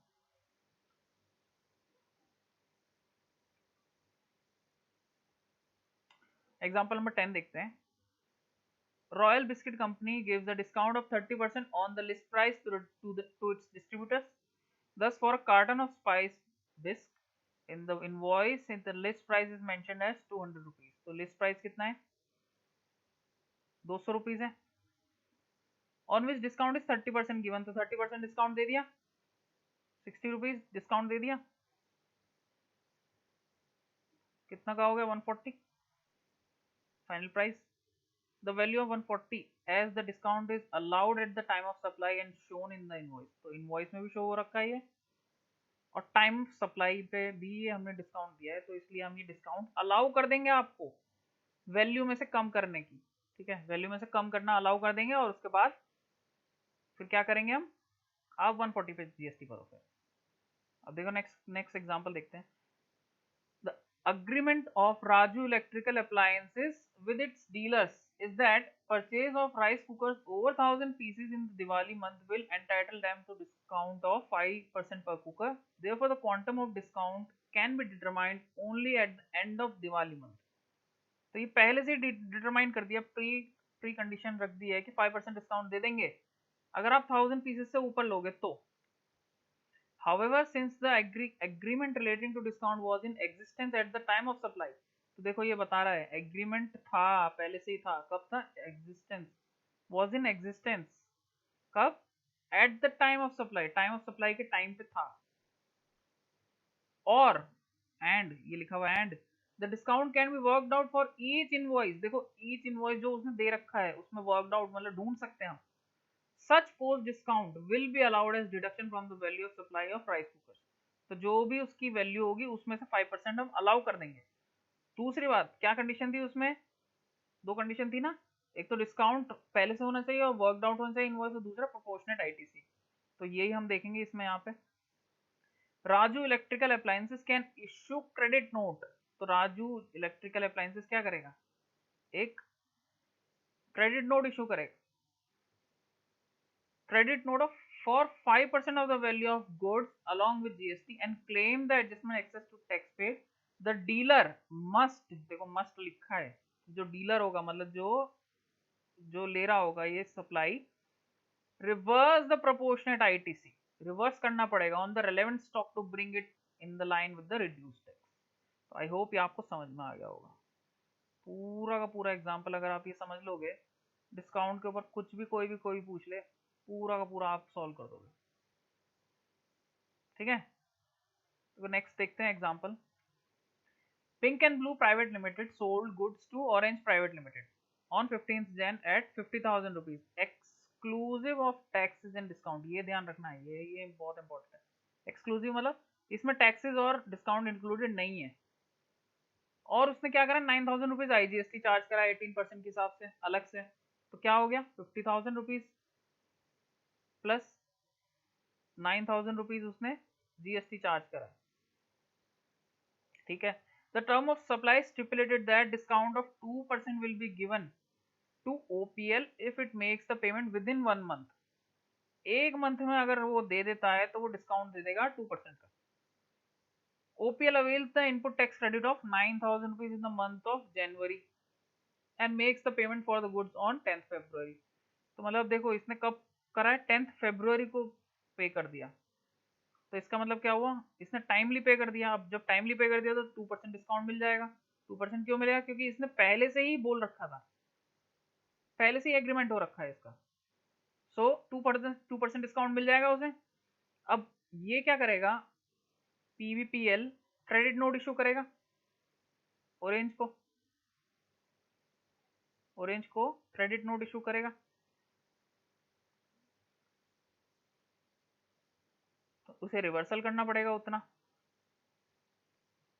अब देखो ये क्या लिखा हुआ आगे, पीवीपीएल इशूज क्रेडिट नोट फॉर 1180 रुपए। 1000 रुपए तो वैल्यू के, मतलब 50,000 में से 1000 रुपए वैल्यू के, 50 का 2% कितना हो, 50,000 का 2%। देखो इस पे 2% वो डिस्काउंट दे रहा है, तो 50,000 पे 2% कितना हुआ, 1000 रुपीज। इस पे भी 2% निकाल दो, 9,000 का 2% कितना हुआ, 180 रुपीज। तो इतना का वो क्रेडिट नोट इशू करेगा, 1180, ये आ गया 1180, ठीक है। जिसमें कि 180 रुपीज वो इसे रिवर्सल करना पड़ेगा, मतलब गवर्नमेंट को वापस करना पड़ेगा। To OPL on 11th Feb. After revising the credit note, OPL reverses the input tax credit. तो OPL क्या करता है, रिवर्स कर देता है 180 रुपीज। और PBPL can reduce the GST liability for the month of February by 180 rupees. तो ये अपना 180 रुपीज कम कर देगा। OPL इससे कितना पे करेगा, OPL जो है PBPL को कितना पे करेगा, वो कितना पे करेगा, 50,820। वो कैसा है, 50,000 तो ये था, प्लस 9,000 ये था, ये रहा 9,000, माइनस करेगा 1000, ये रहा माइनस करेगा 1000, और माइनस करेगा 180, ये रहा माइनस करेगा 180। तो वो उसको 57,820 का करेगा। आगे समझ में ये एग्जांपल आपको। नेक्स्ट देखते हैं इसी में ही, इसमें नेक्स्ट क्या गिवन है कि in the above example if the terms of supply did not provide for discount of 2%, did not provide, देखो यहाँ पे मतलब इसका मतलब डिड नॉट प्रोवाइड मतलब एग्रीमेंट नहीं हुआ था, ठीक है, अग्रीमेंट नहीं हुआ था, अग्रीमेंट नहीं हुआ था। For the payment within 1 month इतना, such discount to OPL at the time of payment after negotiation, मतलब नेगोशिएशन बाद में हुआ, उसके बाद उन्होंने बोला, मतलब जो उसने सप्लाई कर दिया उसके बाद वो नेगोशिएशन करने गया, तो उसके बाद तब जाके उसे डिस्काउंट मिला।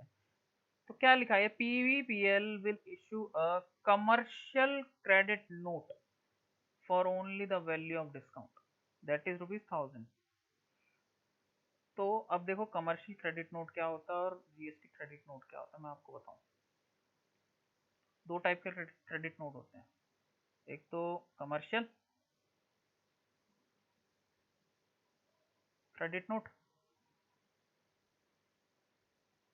और एक जीएसटी का क्रेडिट नोट। दोनों बिल्कुल डिफरेंट है, बिल्कुल टोटली डिफरेंट है। कमर्शियल में क्या होगा कि आउटसाइड द जीएसटी परव्यू है, मतलब जीएस आप जो है मतलब एक तरीके से ये बोल दिया कि हाँ यार चल मैं तुझे डिस्काउंट दे देता हूँ, ऐसे मुंह पे बोल दिया, और अगली बार आएगा तो फिर मैं ठीक है, तुम इन कॉमन पार्लेंस जैसे बोलते हैं कमर्शियल डिस्काउंट क्रेडिट नोट होगा। लेकिन जीएसटी क्रेडिट नोट जो होगा ना वो बिल पे चढ़ावा होगा, मतलब वो एक्चुअल में वो आप अगर बाय लॉ, ये बाय लॉ समझ लो, ये बाय लॉ हो गया, और ये हो गया मतलब इन कॉमन पार्लेंस, मतलब जो कॉमन बिजनेस प्रैक्टिसेस में चलता है कमर्शियल क्रेडिट नोट, ठीक है, ऐसा समझ लो आप। तो वो कमर्शियल क्रेडिट नोट इशू करेगा उसे 1000 रुपीज का, और ओपीएल जो है वो रिवर्स नहीं करेगा आईटीसी। तो आईटीसी पहले पहले क्या होता था, क्या हो रहा है इसमें, पीबीपीएल जो है वो ओपीएल को यहाँ पे वो क्रेडिट नोट इशू करेगा, क्या करेगा, कौन सा, commercial, commercial credit note issue करेगा। तो ये जो है 180 रुपीज आईटीसी रिवर्सल नहीं करेगा ये, क्योंकि ये मतलब अब निकल गया है। इसमें क्या लिखा हुआ, discount not deductible from the value of supply. होगा क्या, ये इसे कितना पेमेंट करेगा फिर उसके बाद, 58,000, कैसे 50,000 तो ये प्लस 9,000 तो ये, और 1000 रुपीज उसके, मतलब जीएसटी रिवर्सल नहीं करेगा ये। गवर्नमेंट को तो 9,000 रुपीज मिल गया ना, इस केस में गवर्नमेंट को कितने मिल रहे थे, 9,000 ये मिल रहे थे, और वापस कितने जा रहे थे, 180 रुपीज जा रहे थे गवर्नमेंट की तरफ से। तो गवर्नमेंट को ओवरऑल मिला के 9000 प्लस 180 कितना हुआ 8820। तो गवर्नमेंट को 8820 मिले यहाँ पे जीएसटी, और यहाँ पे गवर्नमेंट को कितना मिला है 9000। तो आप समझ रहे हो, मतलब अलाउ करेगी नहीं गवर्नमेंट डिडक्ट करने की। ठीक है, अब देखो नेक्स्ट एग्जांपल, लास्ट एग्जांपल देखते हैं, इसके बाद आपका चैप्टर पूरा होगा। A company announces turnover discount after reviewing dealers' performance during the year. The discount are based on performance slabs and are given as cashbacks. As these discounts were not known at the time, देखो क्या लिखा हुआ है, not known at the time of supply, मतलब पहले agreement नहीं हुआ होगा। ठीक है, एग्रीमेंट नहीं हुआ है पहले से, नॉट नोन या फिर नॉट नोन। तो of the goods, they will not be deducted from the value of those goods. Hence, the company will not be able to adjust excess tax paid from its tax liability. सही है। अब देखो दो concept रह गए हैं, सिर्फ दो तीन कॉन्सेप्ट रह गए हैं, बहुत छोटे छोटे कॉन्सेप्ट हैं। एक तो होता है staggered discount, periodic year ending discount, और एक सेकेंडरी डिस्काउंट। अब ये क्या भला है, देखो मैं बताता हूँ आपको, बहुत ईजी है, कुछ नहीं है ये। आई होप अभी तक आपको जो भी समझाया वो सब समझ में आ गया होगा बहुत इजीली। तो कुछ डाउट हो तो आप नीचे कमेंट सेक्शन में डाल के पूछ सकते हैं मुझसे, या कोई सजेशन हो अगर तो बता सकते हैं आप मुझे। देखो स्टैगर्ड डिस्काउंट क्या होता है, स्टैगर्ड डिस्काउंट होता है कि अगर आपने 5000 रुपीज़ का, आप मॉल में गए, मॉल में जाके देखा आपने कि कुछ डिस्काउंट चल रहे हैं, वो बोल रहे हैं कि अगर आपने 5000 रुपीज़ से ऊपर की कोई खरीदारी करी तो 10% डिस्काउंट मिलेगा। बोले अगर 10,000 से ऊपर की कर ली तो 20% डिस्काउंट मिलेगा। 20,000 रुपीज़ से ऊपर की आपने शॉपिंग कर ली तो 30% डिस्काउंट मिलेगा। तो आप तो चले गए 20,000 रुपये उड़ाने, तो 30% डिस्काउंट मिल गया आपको, और प्लस वो इनवॉइस में भी मेंशन्ड है। तो वो क्या अलाउड होगा, मतलब मॉल वाले को वैल्यू ऑफ सप्लाई में से कम करने का, ऑफ कोर्स अलाउड। तो उसे स्टैगर डिस्काउंट बोलते हैं। ये सीबीएसई का आई थिंक सर्कुलर आया हुआ है, आप अपने मॉड्यूल में खोल के देखेंगे तो ये स्टैगर डिस्काउंट के बारे में बता रखा है। तो ये अलाउड होगा, अलाउड।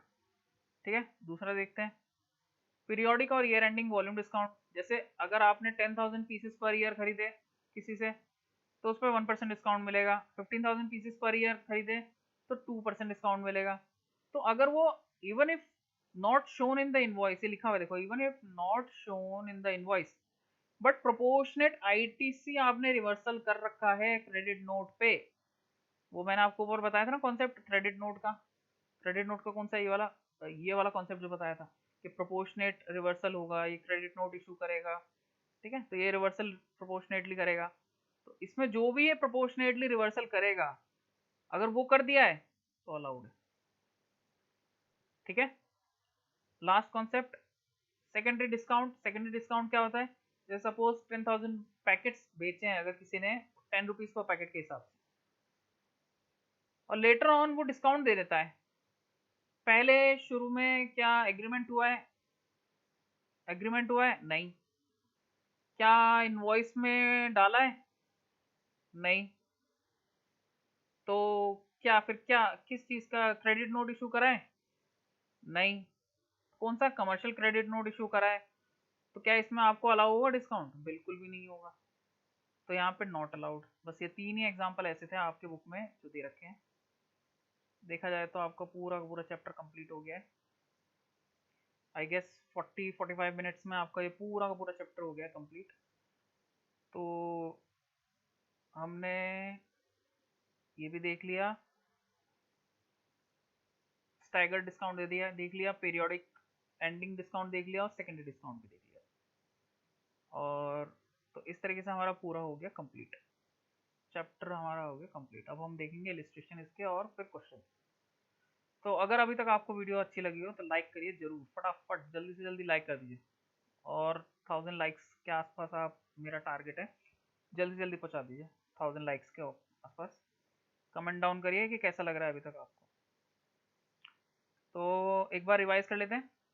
15 में देखा था, 15 सब सेक्शन 1 में क्या देखा था हमने, ट्रांजेक्शन वैल्यू के बारे में। सही है, 15 सबसेक्शन 2 के बारे में क्या देखा था हमने, उसमें ए में क्या देखा था, टैक्सेस, जितने भी टैक्स आते हैं वो टैक्स और वो सब बताया था ना एग्जाम्पल मैंने आपको, वो सब सब इंक्लूड होंगे। अगर किसी सप्लायर ने किसी वेंडर को या उसके अगेंस्ट में कुछ भी कंसिडरेशन पे कर रखा है तो वो भी इंक्लूड होगा, ठीक है, ये भी इंक्लूड होगा। कोई इंसिडेंटल एक्सपेंसेस मतलब कुछ भी कोई भी एक्सपेंसेस होंगे ना टाइम ऑफ सप्लाई से, डिलीवरी देखो ये क्या है इसमें इंपॉर्टेंट है, बिफोर डिलीवरी ऑफ गुड्स और supply of service, eight the time of और बिफोर डिलीवरी ऑफ, बिफोर जो भी होंगे बिफोर में सब इंक्लूड होंगे, सब कुछ इंक्लूड होगा, ठीक है। ये क्या है फिर, इंटरेस्ट लेट फी, इसमें इंस्टीट्यूट बहुत जल्दी घुमाता है, देखो क्या बोलता है इसमें, क्वेश्चन आएगा इंटरेस्ट जो होता है ना, अगर एक्चुअल में पेड है, सामने वाले ने पे कर दिया है तो आप वैल्यू में इंक्लूड करो, वरना इंक्लूड नहीं होगा। सब्सिडीज तो बता ही दिया मैंने आपको, गवर्नमेंट सब्सिडी होगी तो इंक्लूड होगा, एनजीओ होगी तो छोड़ देना। फिर 15.3 में बता दिया मैंने आपको, ए बिफोर और at the time of supply if such discount has been duly recorded in the invoice, तो टाइम ऑफ सप्लाई से पहले और इनवॉइस में इंक्लूडेड है तो अलाउड होगा डिस्काउंट। और दूसरा क्या है कि अगर सप्लाई के बाद कराया अगर, तो अगर वो एग्रीमेंट हो रखा है और बिफोर टाइम ऑफ सप्लाई है और लिंक्ड है एक इनवॉइस से, ये तीन चीजें हैं। और दूसरा आईटीसी प्रोपोर्शनेटली रिवर्सल कर दिया हो, has been reverse by the recipient, तो वो डिस्काउंट अलाउड हो जाएगा, डिस्काउंट अलाउड, ठीक है। बस इतना सा कॉन्सेप्ट था। बाकी 4 और 5 में ये दे रखा है कि अगर इन सब से वैल्यू ना निकले ना तो वैल्यूएशन रूल में जाओ, वैल्यूएशन रूल किसमें है, सीए फाइनल में, सीए फाइनल में देखेंगे वो, ठीक है। आई होप ये आपको समझ में आ गया होगा। अब चलिए फटाफट इसके हम इलिस्ट्रेशन करते हैं। तो सबसे पहले हम देखते हैं इलिस्ट्रेशन 1, फटाफट मैं आपको ये करवा देता हूँ, देखो एकदम बहुत सारे एकदम इजी हो जाएंगे। तो क्या है, black and white private limited has provided the following particulars, तो हाँ हम देख रहे थे black and white private limited has provided the following particulars relating to goods sold by its colour, goods sold by it to colourful private limited, तो black and white ने colourful private limited को goods sale करें। अब देखो क्या है, list price of the goods find क्या करना है, एंड सबसे पहले आप इसमें क्वेश्चन में देखो, determine the value of taxable supply, क्या पूछ रहा है, वैल्यू ऑफ टैक्सेबल सप्लाई पूछ रहा है वो, वैल्यू बता दो। देखो list price of the goods exclusive of taxes and discount होगी, होगी इंक्लूड होगी। Tax levied by municipal authority, municipal authority ने करा है, होगा इंक्लूड, जीएसटी तो नहीं है ना बस। Packing charges not including price about, होगी इंक्लूड, पैकिंग चार्जेस भी इंक्लूड होगी। अब देखो black and white private received 2000 as subsidy from NGO, NGO से मिली है, on sale of such goods, on such goods मतलब वो एट्रीब्यूटेबल है उससे। देखो एक चीज मैं बताना भूल गया था आपको कि एनजीओ जो है ना दुनिया भर की वो देती है सब्सिडी, तो क्या सारी सब्सिडी ऐड कर देंगे क्या, भाई एनजीओ ने इसे सब्सिडी दी है कुछ, वो इससे रिलेटेड नहीं थी, लैपटॉप से रिलेटेड, और वो कुछ और से रिलेटेड थी, तो क्या वो भी ऐड कर देंगे क्या, ऐसा नहीं है। अगर वो उसी गुड्स के लिए या सर्विस के लिए अगर दी हो तो ही इंक्लूड होगी, सही है। तो इसमें क्या लिखा हुआ है, एनजीओ ने सब्सिडी दी थी 2000 rupees on such, on sale of such goods, तो उसी गुड्स के लिए एट्रीब्यूटेबल थी। The price of 50,000 of the goods is after considering such supply, such subsidy, तो इसका मतलब ये 2000 रुपीज इसमें से हटाने के बाद है ये 50,000 रुपीज, तो 2000 ऐड करो भैया, गवर्नमेंट से मिली है तो ही सब्सिडी डिलीट करनी है वरना ऐड करनी है। और क्या लिखा हुआ है, black and white limited offers 2% discount, अब देखो डिस्काउंट दे रहा है on list price of the goods which is recorded in the invoice, recorded है इनवॉइस में, तो ठीक है 50,000 पे 2000 2% डिस्काउंट दे रहा है, मतलब कितना हुआ 50,000 मल्टीप्लाई बाय 2%, 1000 रुपीज हो गया डिस्काउंट, तो 1000 रुपीज हम माइनस कर देंगे। हो गया अब तुम्हारा पूरा इलिस्ट्रेशन। देखो 50,000 हो जाएगा, 5000 ये हो जाएगा टैक्स वाला, पैकिंग चार्जेस भी हो जाएगा, नॉन गवर्नमेंट से सब्सिडी मिली है ये भी इंक्लूड होगा, 58,000 हो गया, उसमें से 1000 रुपीज डिस्काउंट माइनस कर दूंगा तो 57,000 हो गया। इजी। Next question. अब देखो क्वेश्चन क्या है, determine the value of taxable supply. सीधा पहले क्वेश्चन पढ़ो, determine the value of taxable supply. देखो समृद्धि advertiser conceptualized and designed the advertising campaign for a new product launched by New Moon Private Limited for a consideration of 5 lakh rupees. Consideration कितना है? 5 lakh rupees. Samriddhi advertisers owed 20,000 to one of its vendor. देखो vendor वाला वो आ गया question, vendor को 20,000 वो करता है in relation to the advertising service provided by it to New Moon Private Limited. Such liability of Samriddhi advertiser was discharged by New Moon. New moon ने इसके वेंडर को पे कर दिया, कितना पे कर दिया? 20,000 रुपीज। तो 20,000 रुपीज पे कर दिया तो इसमें इंक्लूड करो वैल्यू।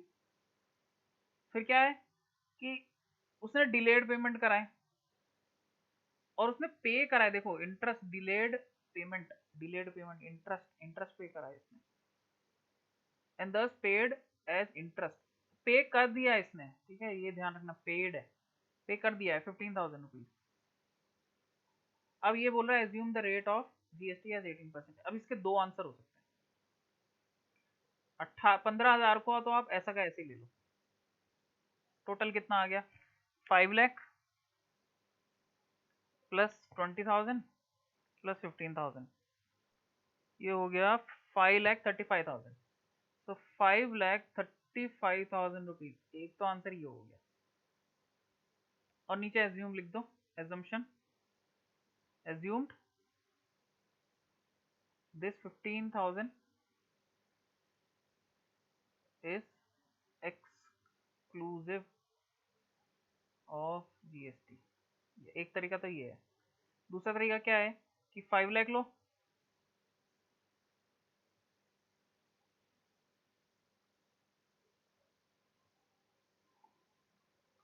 उसमें 20,000 ऐड करो,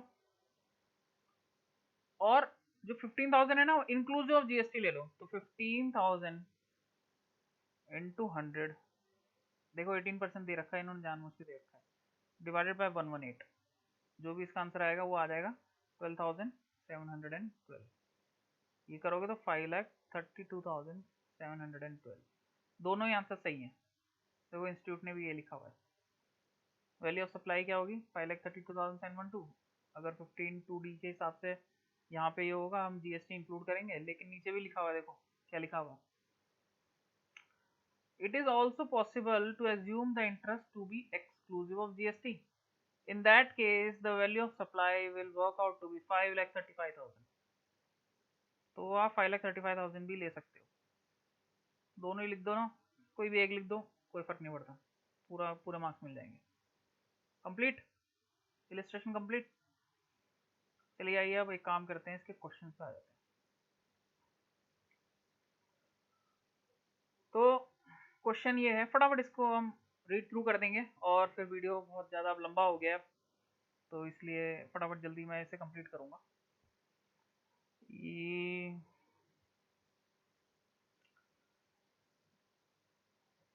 तो चलिए देखते हैं, क्वेश्चन देखते हैं। R post supply discount eligible for deduction from the value of supplies in all situation? All situation में पोस्ट सप्लाई अलाउड है कि डिस्काउंट? Answer is no. कौन सा अलाउड है? सिर्फ वही वाला आंसर याद है आपको? कौन सा? एक तो discount in terms of agreement होना चाहिए, इनवॉइस वाइज वर्कड आउट होना चाहिए, और आईटीसी क्रेडिट नोट पे इनपुट टैक्स क्रेडिट रिवर्सल होना चाहिए बाय द रेसिपिएंट। ये दोनों चीज होंगी तो पोस्ट डिस्काउंट अलाउ कर देंगे। दूसरा कंसिडरेशन क्या होता है? तो कंसिडरेशन मॉनेटरी और non monetary both. Consideration in GST law includes both monetary and non monetary consideration. Discuss. Yes the statement is correct, monetary और नॉन मॉनेटरी दोनों होता है इसमें। हमने देखा था उस केस में, वो लैपटॉप भी दे रहा था, कैश भी दे रहा था, प्रिंटर भी दे रहा था, कैश भी दे रहा था, तो वो उसमें अलाउड नहीं था। मतलब दोनों ही उसमें मॉनेटरी और नॉन मॉनेटरी में कंसिडरेशन की, हालांकि इतना बहुत ज़्यादा इंपॉर्टेंट नहीं है इस चैप्टर के लिए। नेक्स्ट देखते हैं। Sharp Mind Institute provides coaching for engineering entrance exams. Monthly fee charged by institute of students is 10,000 rupees. Monthly 10,000 rupees लेता है. Institute is known for its commitment for education and underprivileged children. It trains 10 students every year for entrance examination free of cost. The institute has received 3 lakh rupees as coaching fee for the month of during a month. मतलब institute के पास 3 लाख रुपए आए किसी एक month में, ठीक है। अब नवजीवन एक एनजीओ है in working in the area of education for underprivileged children has given a subsidy of rupees 10,000 in lump sum. देखो ये इंपॉर्टेंट है, यहाँ पे ये लाइन ना ये बहुत इंपॉर्टेंट है। इन लम सम मतलब क्या, उन्होंने लमसम में दे दिया है during the month to the institute as it is serving cause of under privilege children. क्या इसमें ये बताया है कि ये 10,000 रुपीज कोचिंग फीस के लिए दिया है? नहीं। क्या ये बताया है कि ये कितने चिल्ड्रंस के लिए दिया है? ना। तो एट्रीब्यूटेबल है क्या? नहीं है। डायरेक्टली लिंक्ड है क्या प्राइस उससे? बिल्कुल भी नहीं है। तो ये क्या इसमें इंक्लूड होगी? बिल्कुल भी नहीं होगी। दुनिया भर की सब्सिडी देती है तो क्या जरूरी है कि हर हर सब्सिडी ऐड करनी है आपको? नहीं करनी। तो देखो आंसर क्या लिखा हुआ है इसमें। As per section 15(2)(e) value of supply includes subsidy directly link to the price. Directly अगर लिंक्ड है इससे, इस चीज से अगर डायरेक्टली लिंक्ड है, excluding subsidy from state government and central government. In the given case, though the subsidy is given by the non-government body, the same is not includable in the value as it is given in lump sum. Lump sum में given है, not directly linked to the price of the supply being valued. मतलब ये इससे है या नहीं है वो पता नहीं है, तो इसकी वैल्यू ऑफ सप्लाई क्या हो जाएगी? Only 3 lakh rupees. 10,000 रुपीज हम ऐड नहीं करेंगे, ठीक है। इजी। नेक्स्ट क्वेश्चन देखते हैं। नेक्स्ट क्वेश्चन है, फर्नीचर वाला is a chain of retail showroom selling both modern and classic furniture. In order to build strong customer association, the showroom provides free delivery of the furniture at the premises of the customer if the distance is between showroom and the customer's premises up to 20 किलोमीटर्स। तो ये बोल रहा है up to 20 kilometres होगा, अगर up to 20 kilometres अगर होगा तो फ्री डिलीवरी। 20 किलोमीटर्स के बियॉन्ड होगा अगर तो चार्जेस लगेंगे। चार्जेस कितने लगेंगे? 10 रुपीज पर किलोमीटर। अब मिसेस लीना है, वो उन्होंने बेड परचेज करा कितने का? 2 लाख रुपए का। तो 2 लाख रुपए का बेड परचेज करा इन्होंने। Mrs Leena gets free delivery furniture of the resident located 18 kilometre from the showroom. तो उनका सिंस इस कैटेगरी में आता है तो फ्री डिलीवरी होगी। तो showroom incurs an expenditure of 1,000 rupees. अब देखो ये जो 1,000 रुपीज है ना, ये शोरूम ने इनकर करा है, मिसेस लीना ने नहीं करा है, शोरूम वाले ने इनकर करा है। तो इसमें इंक्लूड होगा या नहीं होगा? वो अपने ही चार्जेस क्यों इंक्लूड करेगा वो? तो वो 2 लाख पे ही जीएसटी लगाएगा, ठीक है। तो 2 लाख पे जीएसटी लगाएगा। वैल्यू क्या हो गई? 2 लाख। तो क्या है answer? In the given case showroom is not charging any amount towards freight but incurring the same from own pocket. Own pocket में से हो रहा है, ठीक है। देयरफॉर वैल्यू ऑफ सप्लाई कितनी है? 2 लाख। अब देखो नेक्स्ट क्वेश्चन क्या है, determine the value of taxable supply made by furniture वाला। Will your answer change if the residence of miss Leena is 50 kilometre away from the showroom? मतलब 50 किलोमीटर दूर है, तो इसका मतलब यहाँ पे कितना हो गया? मतलब 30 किलोमीटर का एक्स्ट्रा चार्ज पे करना पड़ेगा। पर किलोमीटर कितना है? 10 रुपीज। तो 300 रुपीज एक्स्ट्रा चार्ज पे करना पड़ेगा। तो वो 300 क्या इसमें ऐड होगा? ऑफकोर्स ऐड होगा। तो वैल्यू कितनी हो जाएगी? 2 लाख 300। बस वही आंसर है आपका। देखो, however the answer will change in the second case. Showroom will charge 300 rupees. 300 rupees में चार्ज करेगा फ्रेट के नाम पे। तो किसी भी नाम पे कोई भी चार्ज करे, मैंने बताया था आपको, फ्रेट हो, इंश्योरेंस हो, कमीशन चार्ज हो, पैकिंग चार्ज हो, सर ये चार्ज लगे, सर वो चार्ज लगेगा। कई बार होता है ना, मैम ये चार्ज भी लगेगा, मैम वो चार्ज भी लगेगा, फलाना चार्ज लगेगा, ढिमकाना चार्ज लगेगा। दुनिया भर का कोई भी चार्ज है वो सब वैल्यू में इंक्लूड हो जाएगा। 2 लाख 300 रुपीज हो जाएगा, ठीक है। नेक्स्ट क्वेश्चन देखते हैं। AKJ Food Private Limited gets an order for supply of processed food from a customer. The customer wants the consignment tested, अब देखो टेस्टिंग वाली बात आ गई। For gluten and specified chemical AKJ food does the testing, उसमें testing कर देता है और फी चार्ज कर लेता है कस्टमर से। AKJ Foods Private Limited argues that such testing fee should not form part of the consideration. अब तुम बताओ करेगा या नहीं करेगा? ऑफ कोर्स करेगा, should form a part of consideration. उन्हें पढ़ा था कि कोई भी चार्ज ले ले वो, कोई भी, सब कुछ इंक्लूड होगा। तो 15.2 में क्या बोलता है कि वैल्यू ऑफ सप्लाई में amount charge anything done by the supplier in respect of supply, कुछ भी कर रखा हो on or before the delivery of goods or services shall be included in the value of supply, तो इसमें include होगा। क्या है philanthropic? Next question, a philanthropic association makes a substantial donation each year to the reputed private management institute to subsidize the education of low income groups who have gained admission there. The fee for these individuals is reduced thereby coming to 3 lakh rupees. अब देखो directly linked है वो इससे, 3 lakh rupees किससे है? क्योंकि fees जो है उनसे लिंक्ड है, ठीक है। The fees of these individual reduce to 3 lakh compare to 5 lakh rupees. What would be the value of service? अब देखो लिंक्ड है वो डायरेक्टली, हाँ लिंक्ड है, तो इसका मतलब उसने 3 लाख उनको, इन्होंने क्या हुआ 3 लाख रुपए की बैठा बच्चों को, क्योंकि 2 लाख रुपए जो है वो सब्सिडी दी थी, ठीक है। 1 मिनट, 2 लाख ही है ना? हाँ 2 लाख रुपए दी होगी क्योंकि 5 लाख रुपए आती थी टोटल, उसमें से 2 लाख रुपए एनजीओ ने दे दिए। तो स्टूडेंट्स को कितने देने पड़े? स्टूडेंट्स को सिर्फ 3 लाख रुपए देने पड़े। तो अब ये बताओ एनजीओ ने दिया है, इससे डायरेक्टली लिंक्ड है और इसने कम भी कर दिया प्राइस, वो बताया था मैंने आपको, प्राइस भी कम कर दिया इसने, तो क्या ये इंक्लूड होगा? ऑफ कोर्स होगा। तो 3 लाख प्लस 2 लाख 5 लाख की वैल्यू बन जाएगी इसकी। तो देखो क्या लिखा है, the value of supply include subsidy directly link to the prices, और अगर गवर्नमेंट ने पे कर रखी हो तो वो नहीं करेंगे। In this case subsidy is not receive from the government, not receive from the government, ठीक है, गवर्नमेंट की तरफ से नहीं हुई है, तो भैया सीधा कितना आएगा वैल्यू? 5 लाख, 5 लाख ही आएगा। नेक्स्ट क्या है, As the banner and advertising firm gives its customer an interest-free credit period of 30 days for payment, interest-free होता है। Its customer ABC paid for the supply 32 days after the supply। अब देखो ये important है, इसमें 32 दिन बाद पे करा उसने, तो वो इंटरेस्ट पे करेगा। अब मैं द बैनर वेव्ड लिखा है, देखो waived the interest payable for delay of 2 days, मतलब उसने बोला कि जाओ मैंने तुम्हारा इंटरेस्ट माफ करा, इंटरेस्ट माफ करा मैंने तुम्हारा, जाओ। अब जब इंटरेस्ट माफ कर दिया तो डिपार्टमेंट कौन होता है भैया? The department wants to add interest for 2 days to the value of supply. Department को बोलो कि देखो आप सेक्शन कौन सा पढ़ो, 15(1) पढ़ो। As the price is the sole consideration for supply and the supply is made to the unrelated person, पहले तो ये है। दूसरा, the value of supply include certain elements like interest which are actually payable once waived, क्या लिखा है? Once waived the interest is not payable and therefore not to be added to the value।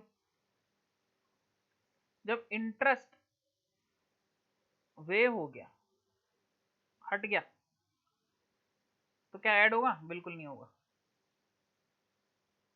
Next question देखते हैं। Crunch Bakery Products Limited sells biscuits and cakes through its dealer to whom it charges the list price minus standard discount and pays GST accordingly. When goods remain unsold with the dealer, it offered additional discount। अब देखो मतलब बाद में वो discount दे रहा है, क्यों बोल रहा है? When goods remain unsold with the dealer, it offered additional discount on the stock as an incentive to push the sales। तो क्या ये पहले एग्रीमेंट में था? नहीं। So the discount were not known or agreed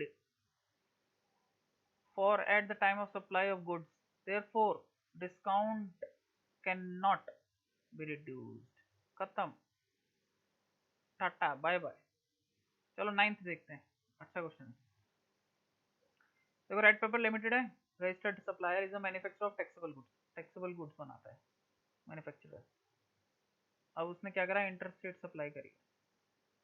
अब देखो क्या क्या इंक्लूड, अब सीधा है इसमें कुछ नहीं है, इसमें फाइंड करना है कि क्या क्या इंक्लूड होगा क्या क्या नहीं होगा। देखो लिस्ट प्राइस है, टैक्सेबल वैल्यू कितना है 15 लाख, ये इंक्लूड होगा। सब्सिडी, अब देखो क्या है, subsidy receive from the central government for supply of taxable goods to government school. Subsidy कहाँ से मिली है, सेंट्रल गवर्नमेंट से, क्या इंक्लूड होगा, नहीं होगा। Subsidy receive from NGO exclusive related to supply of goods included in serial number 1, यहाँ पे इंक्लूडेड है, तो इंक्लूड होगा क्या, बताओ। देखो क्या लिखा हुआ है यहाँ पे, since the subsidy is received from the non-government body indirectly into supply, the same is includable in the value of supply, तो मतलब इंक्लूड होगा, तो ये इंक्लूड होगा। म्युनिसिपल टैक्स, भैया कोई भी टैक्स हो, जीएसटी के अलावा सारे इंक्लूड होंगे। पैकिंग चार्जेस, हाँ ये चार्ज ले लो वो चार्ज ले लो, इंक्लूड होंगे। Late fee paid by the recipient, होगा।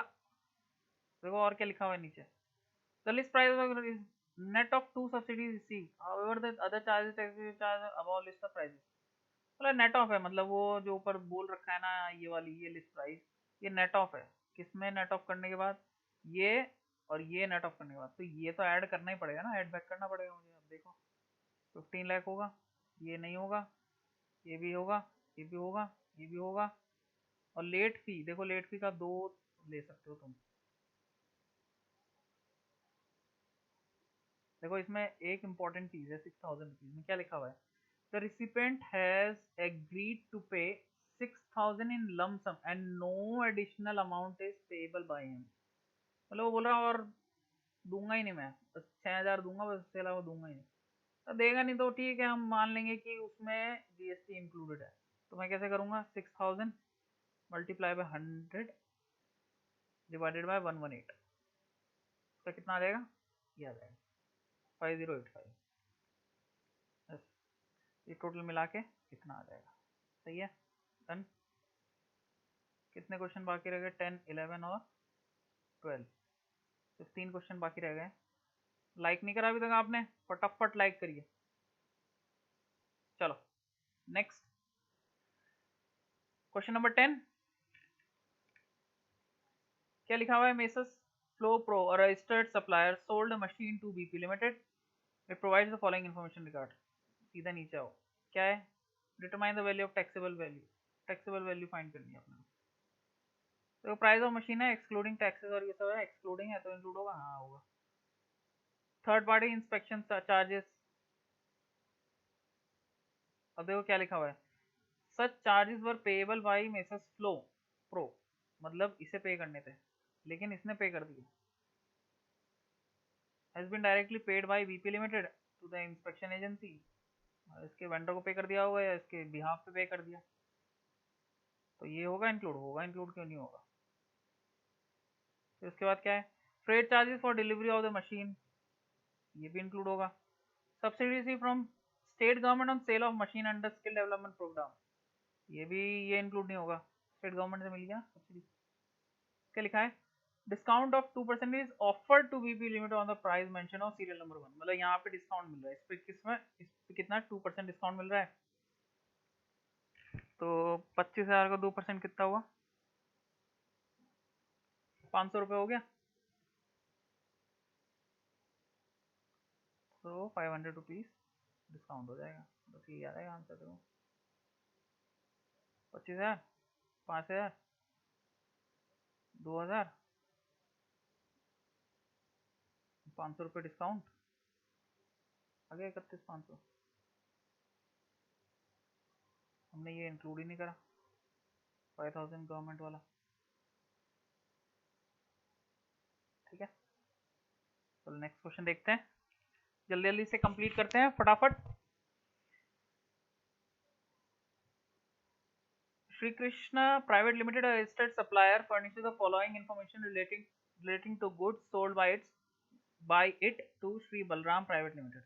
सीधा सीधा नीचे क्या पूछा हुआ है देखो, determine the value of taxable supply, taxable supply की वैल्यू फाइंड करनी है, ठीक है। Price of the goods excluding है टैक्सेस एंड अदर चार्जेस, तो प्राइस ऑफ द गुड्स ये होगा इंक्लूड, हाँ वैल्यू में होगा। म्यूनसिपल टैक्स होगा, इंस्पेक्शन चार्जेस होगा, कोई भी चार्ज ले लो। फिर क्या है, subsidy receive from Shri Ram Trust is directly link to the good supplied, ये इंक्लूड होगा, ऑफ कोर्स होगा, क्योंकि देखो यहाँ क्या लिखा हुआ है 3, 5 एंड 6,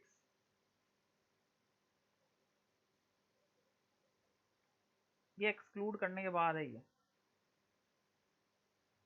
तो ये इंक्लूड होगा। Late fee for delayed payment of inclusive of GST, inclusive of GST लिखा हुआ है, देखो inclusive of GST. Shri Balram paid late fee, however these charges were ultimately waived, देखो अब क्या लिखा हुआ है, वेव कर दिया ये इसने, एन अमाउंट वाज रिफंडेड, तो क्या इंक्लूड होगा, ये नहीं होगा, बिल्कुल नहीं होगा। जीएसटी लेट फी अगर वेव कर दी हो तो इंक्लूड नहीं होगा। Weighment charges, such charges are paid by इतना, मतलब इसने इसके बिहाफ पे कर रखा है तो इंक्लूड होगा, ऑफ कोर्स होगा। देखो अब देखो, ये हो गया 1 लाख, ये हो गया 2000, इंस्पेक्शन चार्जेस भी हो गया, सब्सिडीज भी हो गई add, late fee waive off हो गई थी तो नहीं होगी इंक्लूड, और पेमेंट चार्जेस होगा वो भी इंक्लूड होगा। हो गया आपका ये 1,69,000। Last question of the day, फटाफट हम कर देते हैं इसे, फिर वाइंड अप करते हैं। तो कोली लिमिटेड रजिस्टर्ड सप्लायर है supplied machinery to Geisha Limited supplier registered in the same state, it provides the following information regarding the same. देखिए अब नेक्स्ट क्या है इसमें, जैसे price of the machine exclusive of GST, तो ये इंक्लूड होगा, ऑफ कोर्स होगा। Part fitted in the machinery at the premises of Geisha Limited, amount has been paid by the ITNA is not directly linked to the supplier, however is limited liable to pay said amount, the amount has not been recorded in the invoice of issue by Kohli Limited, मतलब उसने invoice में include नहीं करा है, but Geisha limited का जो supplier है उसको पे किसने कर दिया है, गीशा लिमिटेड ने सप्लायर को डायरेक्टली पे कर दिया है, कोहलीज की लाइबिलिटी थी, तो इंक्लूड होगा, ऑफ कोर्स होगा। Installation and testing charges for machinery not include in price होगा, डिस्काउंट 2% गिवन है, किस पे, एक इस पे 2% गिवन है, तो 5,50,000 पे 2% डिस्काउंट मल्टीप्लाई 2% होगा आपका 11,000 रुपीज, तो 11,000 रुपीज डिस्काउंट हो जाएगा। ये क्या लिखा हुआ है,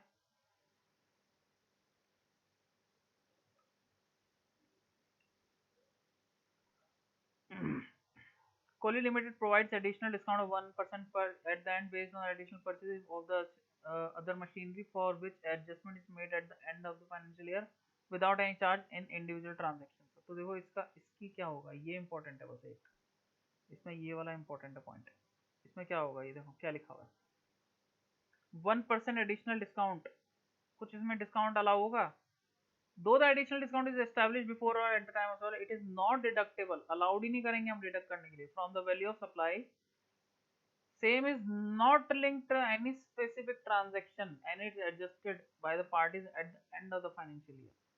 तो क्या ये बोला है कि इसके मशीनरी के लिए हमने करा है, नहीं, तो मशीनरी के लिए जब बोला ही नहीं है तो डिस्काउंट हम अलाउ ही नहीं करेंगे, ये अलाउ कर देंगे डिस्काउंट। तो देखो 5,50,000 था, 20,000 उस पर ये सप्लायर को पे कर दिया था इसने, इंस्टॉलेशन चार्जेस भी हो गया था, लेस कर दो डिस्काउंट 11,000 आ गया था, ये अलाउ कर दिया हमने, ये अलाउ हम करेंगे नहीं, तो कितना हो गया 5,84,000। इस तरह आपका ये पूरा का पूरा चैप्टर कंप्लीट हो गया, आईसीआई मॉड्यूल का सारा सारे एग्जांपल्स कंप्लीट हो गए आपके, एग्जांपल्स कवर्ड हो गए आपके, इलिस्ट्रेशन कंप्लीट हो गए, इलिस्ट्रेशन भी कंप्लीट हो गए, और सारे के सारे प्रैक्टिस क्वेश्चन भी कंप्लीट हो गए। तो आपका मॉड्यूल आईसीआई मॉड्यूल 100% कंप्लीट हो गया। अब इसमें से कोई भी क्वेश्चन आएगा, कहीं से भी आएगा ना, एमसीक्यू भी आएगा आपको, या फिर किसी भी तरह का क्वेश्चन आएगा, अब आप सॉल्व कर लोगे। अब आपको अगर थोड़ा बहुत डाउट हो तो आप इस वीडियो को रिवाइंड करके फिर से देख सकते हैं, जितनी बार देख सकते हैं, जितनी बार देखोगे आप उतनी बार, आई थिंक फर्स्ट टाइम में समझ में आ गया होगा। अगर आपको अगर नहीं आया तो आप रिवाइंड करके देख सकते हैं, मैं टाइमलाइन नीचे डाल दूंगा डिस्क्रिप्शन में। और ये आपको अपने फ्रेंड्स के साथ, जितने भी फ्रेंड्स जो भी सीए की तैयारी कर रहे हैं, आपको उनके साथ शेयर करना है। सिंस ये वाला जो मैंने आपको पोर्शन पढ़ा है ये अपडेटेड है, ठीक है। तो ये नवंबर 22, मई 23, नवंबर 23 सबके लिए एप्लीकेबल है ये वाला चैप्टर, ठीक है। तो आपको ये जल्दी से जल्दी लाइक करना है इस वीडियो को, शेयर करना है सबके साथ। और अगर आप चाहते हैं कि मैं और भी चैप्टर्स के लिए बनाऊं, तो आप मुझे नीचे कमेंट में बताइए कि आपको कौन सा चैप्टर टफ लगता है, ठीक है। मैं आपको उसको बिल्कुल एकदम चार्ट्स के थ्रू, जैसे इसमें चार्ट्स बनाए थे मैंने आपके लिए वैल्यू ऑफ सप्लाई में, वैसे ही बिल्कुल आपके लिए सारे के सारे चार्ट्स बना दूंगा मैं। तो अगर आपको ये पीडीएफ चाहिए तो आप मुझे बताना नीचे कमेंट्स में, मैं पीडीएफ भी अरेंज करने की कोशिश करूंगा। वैसे तो इसका पीडीएफ निकलना मुश्किल होता है, लेकिन मैं ठीक है देखूंगा कैसे होगा। तो अगर कमेंट में मुझे बोलेंगे लोग कि हाँ ठीक है, अगर आपको चाहिए इसका पीडीएफ, तो मैं आपको इसका पीडीएफ भी प्रोवाइड कर दूंगा। अदरवाइज आई थिंक आपका मोस्ट ऑफ द पूरा पूरा का पूरा ये चैप्टर कवर हो गया है। So that's it for the video guys, hope you enjoyed the lesson. तो आज का चैप्टर यहीं कंप्लीट करते हैं। Thank you so much.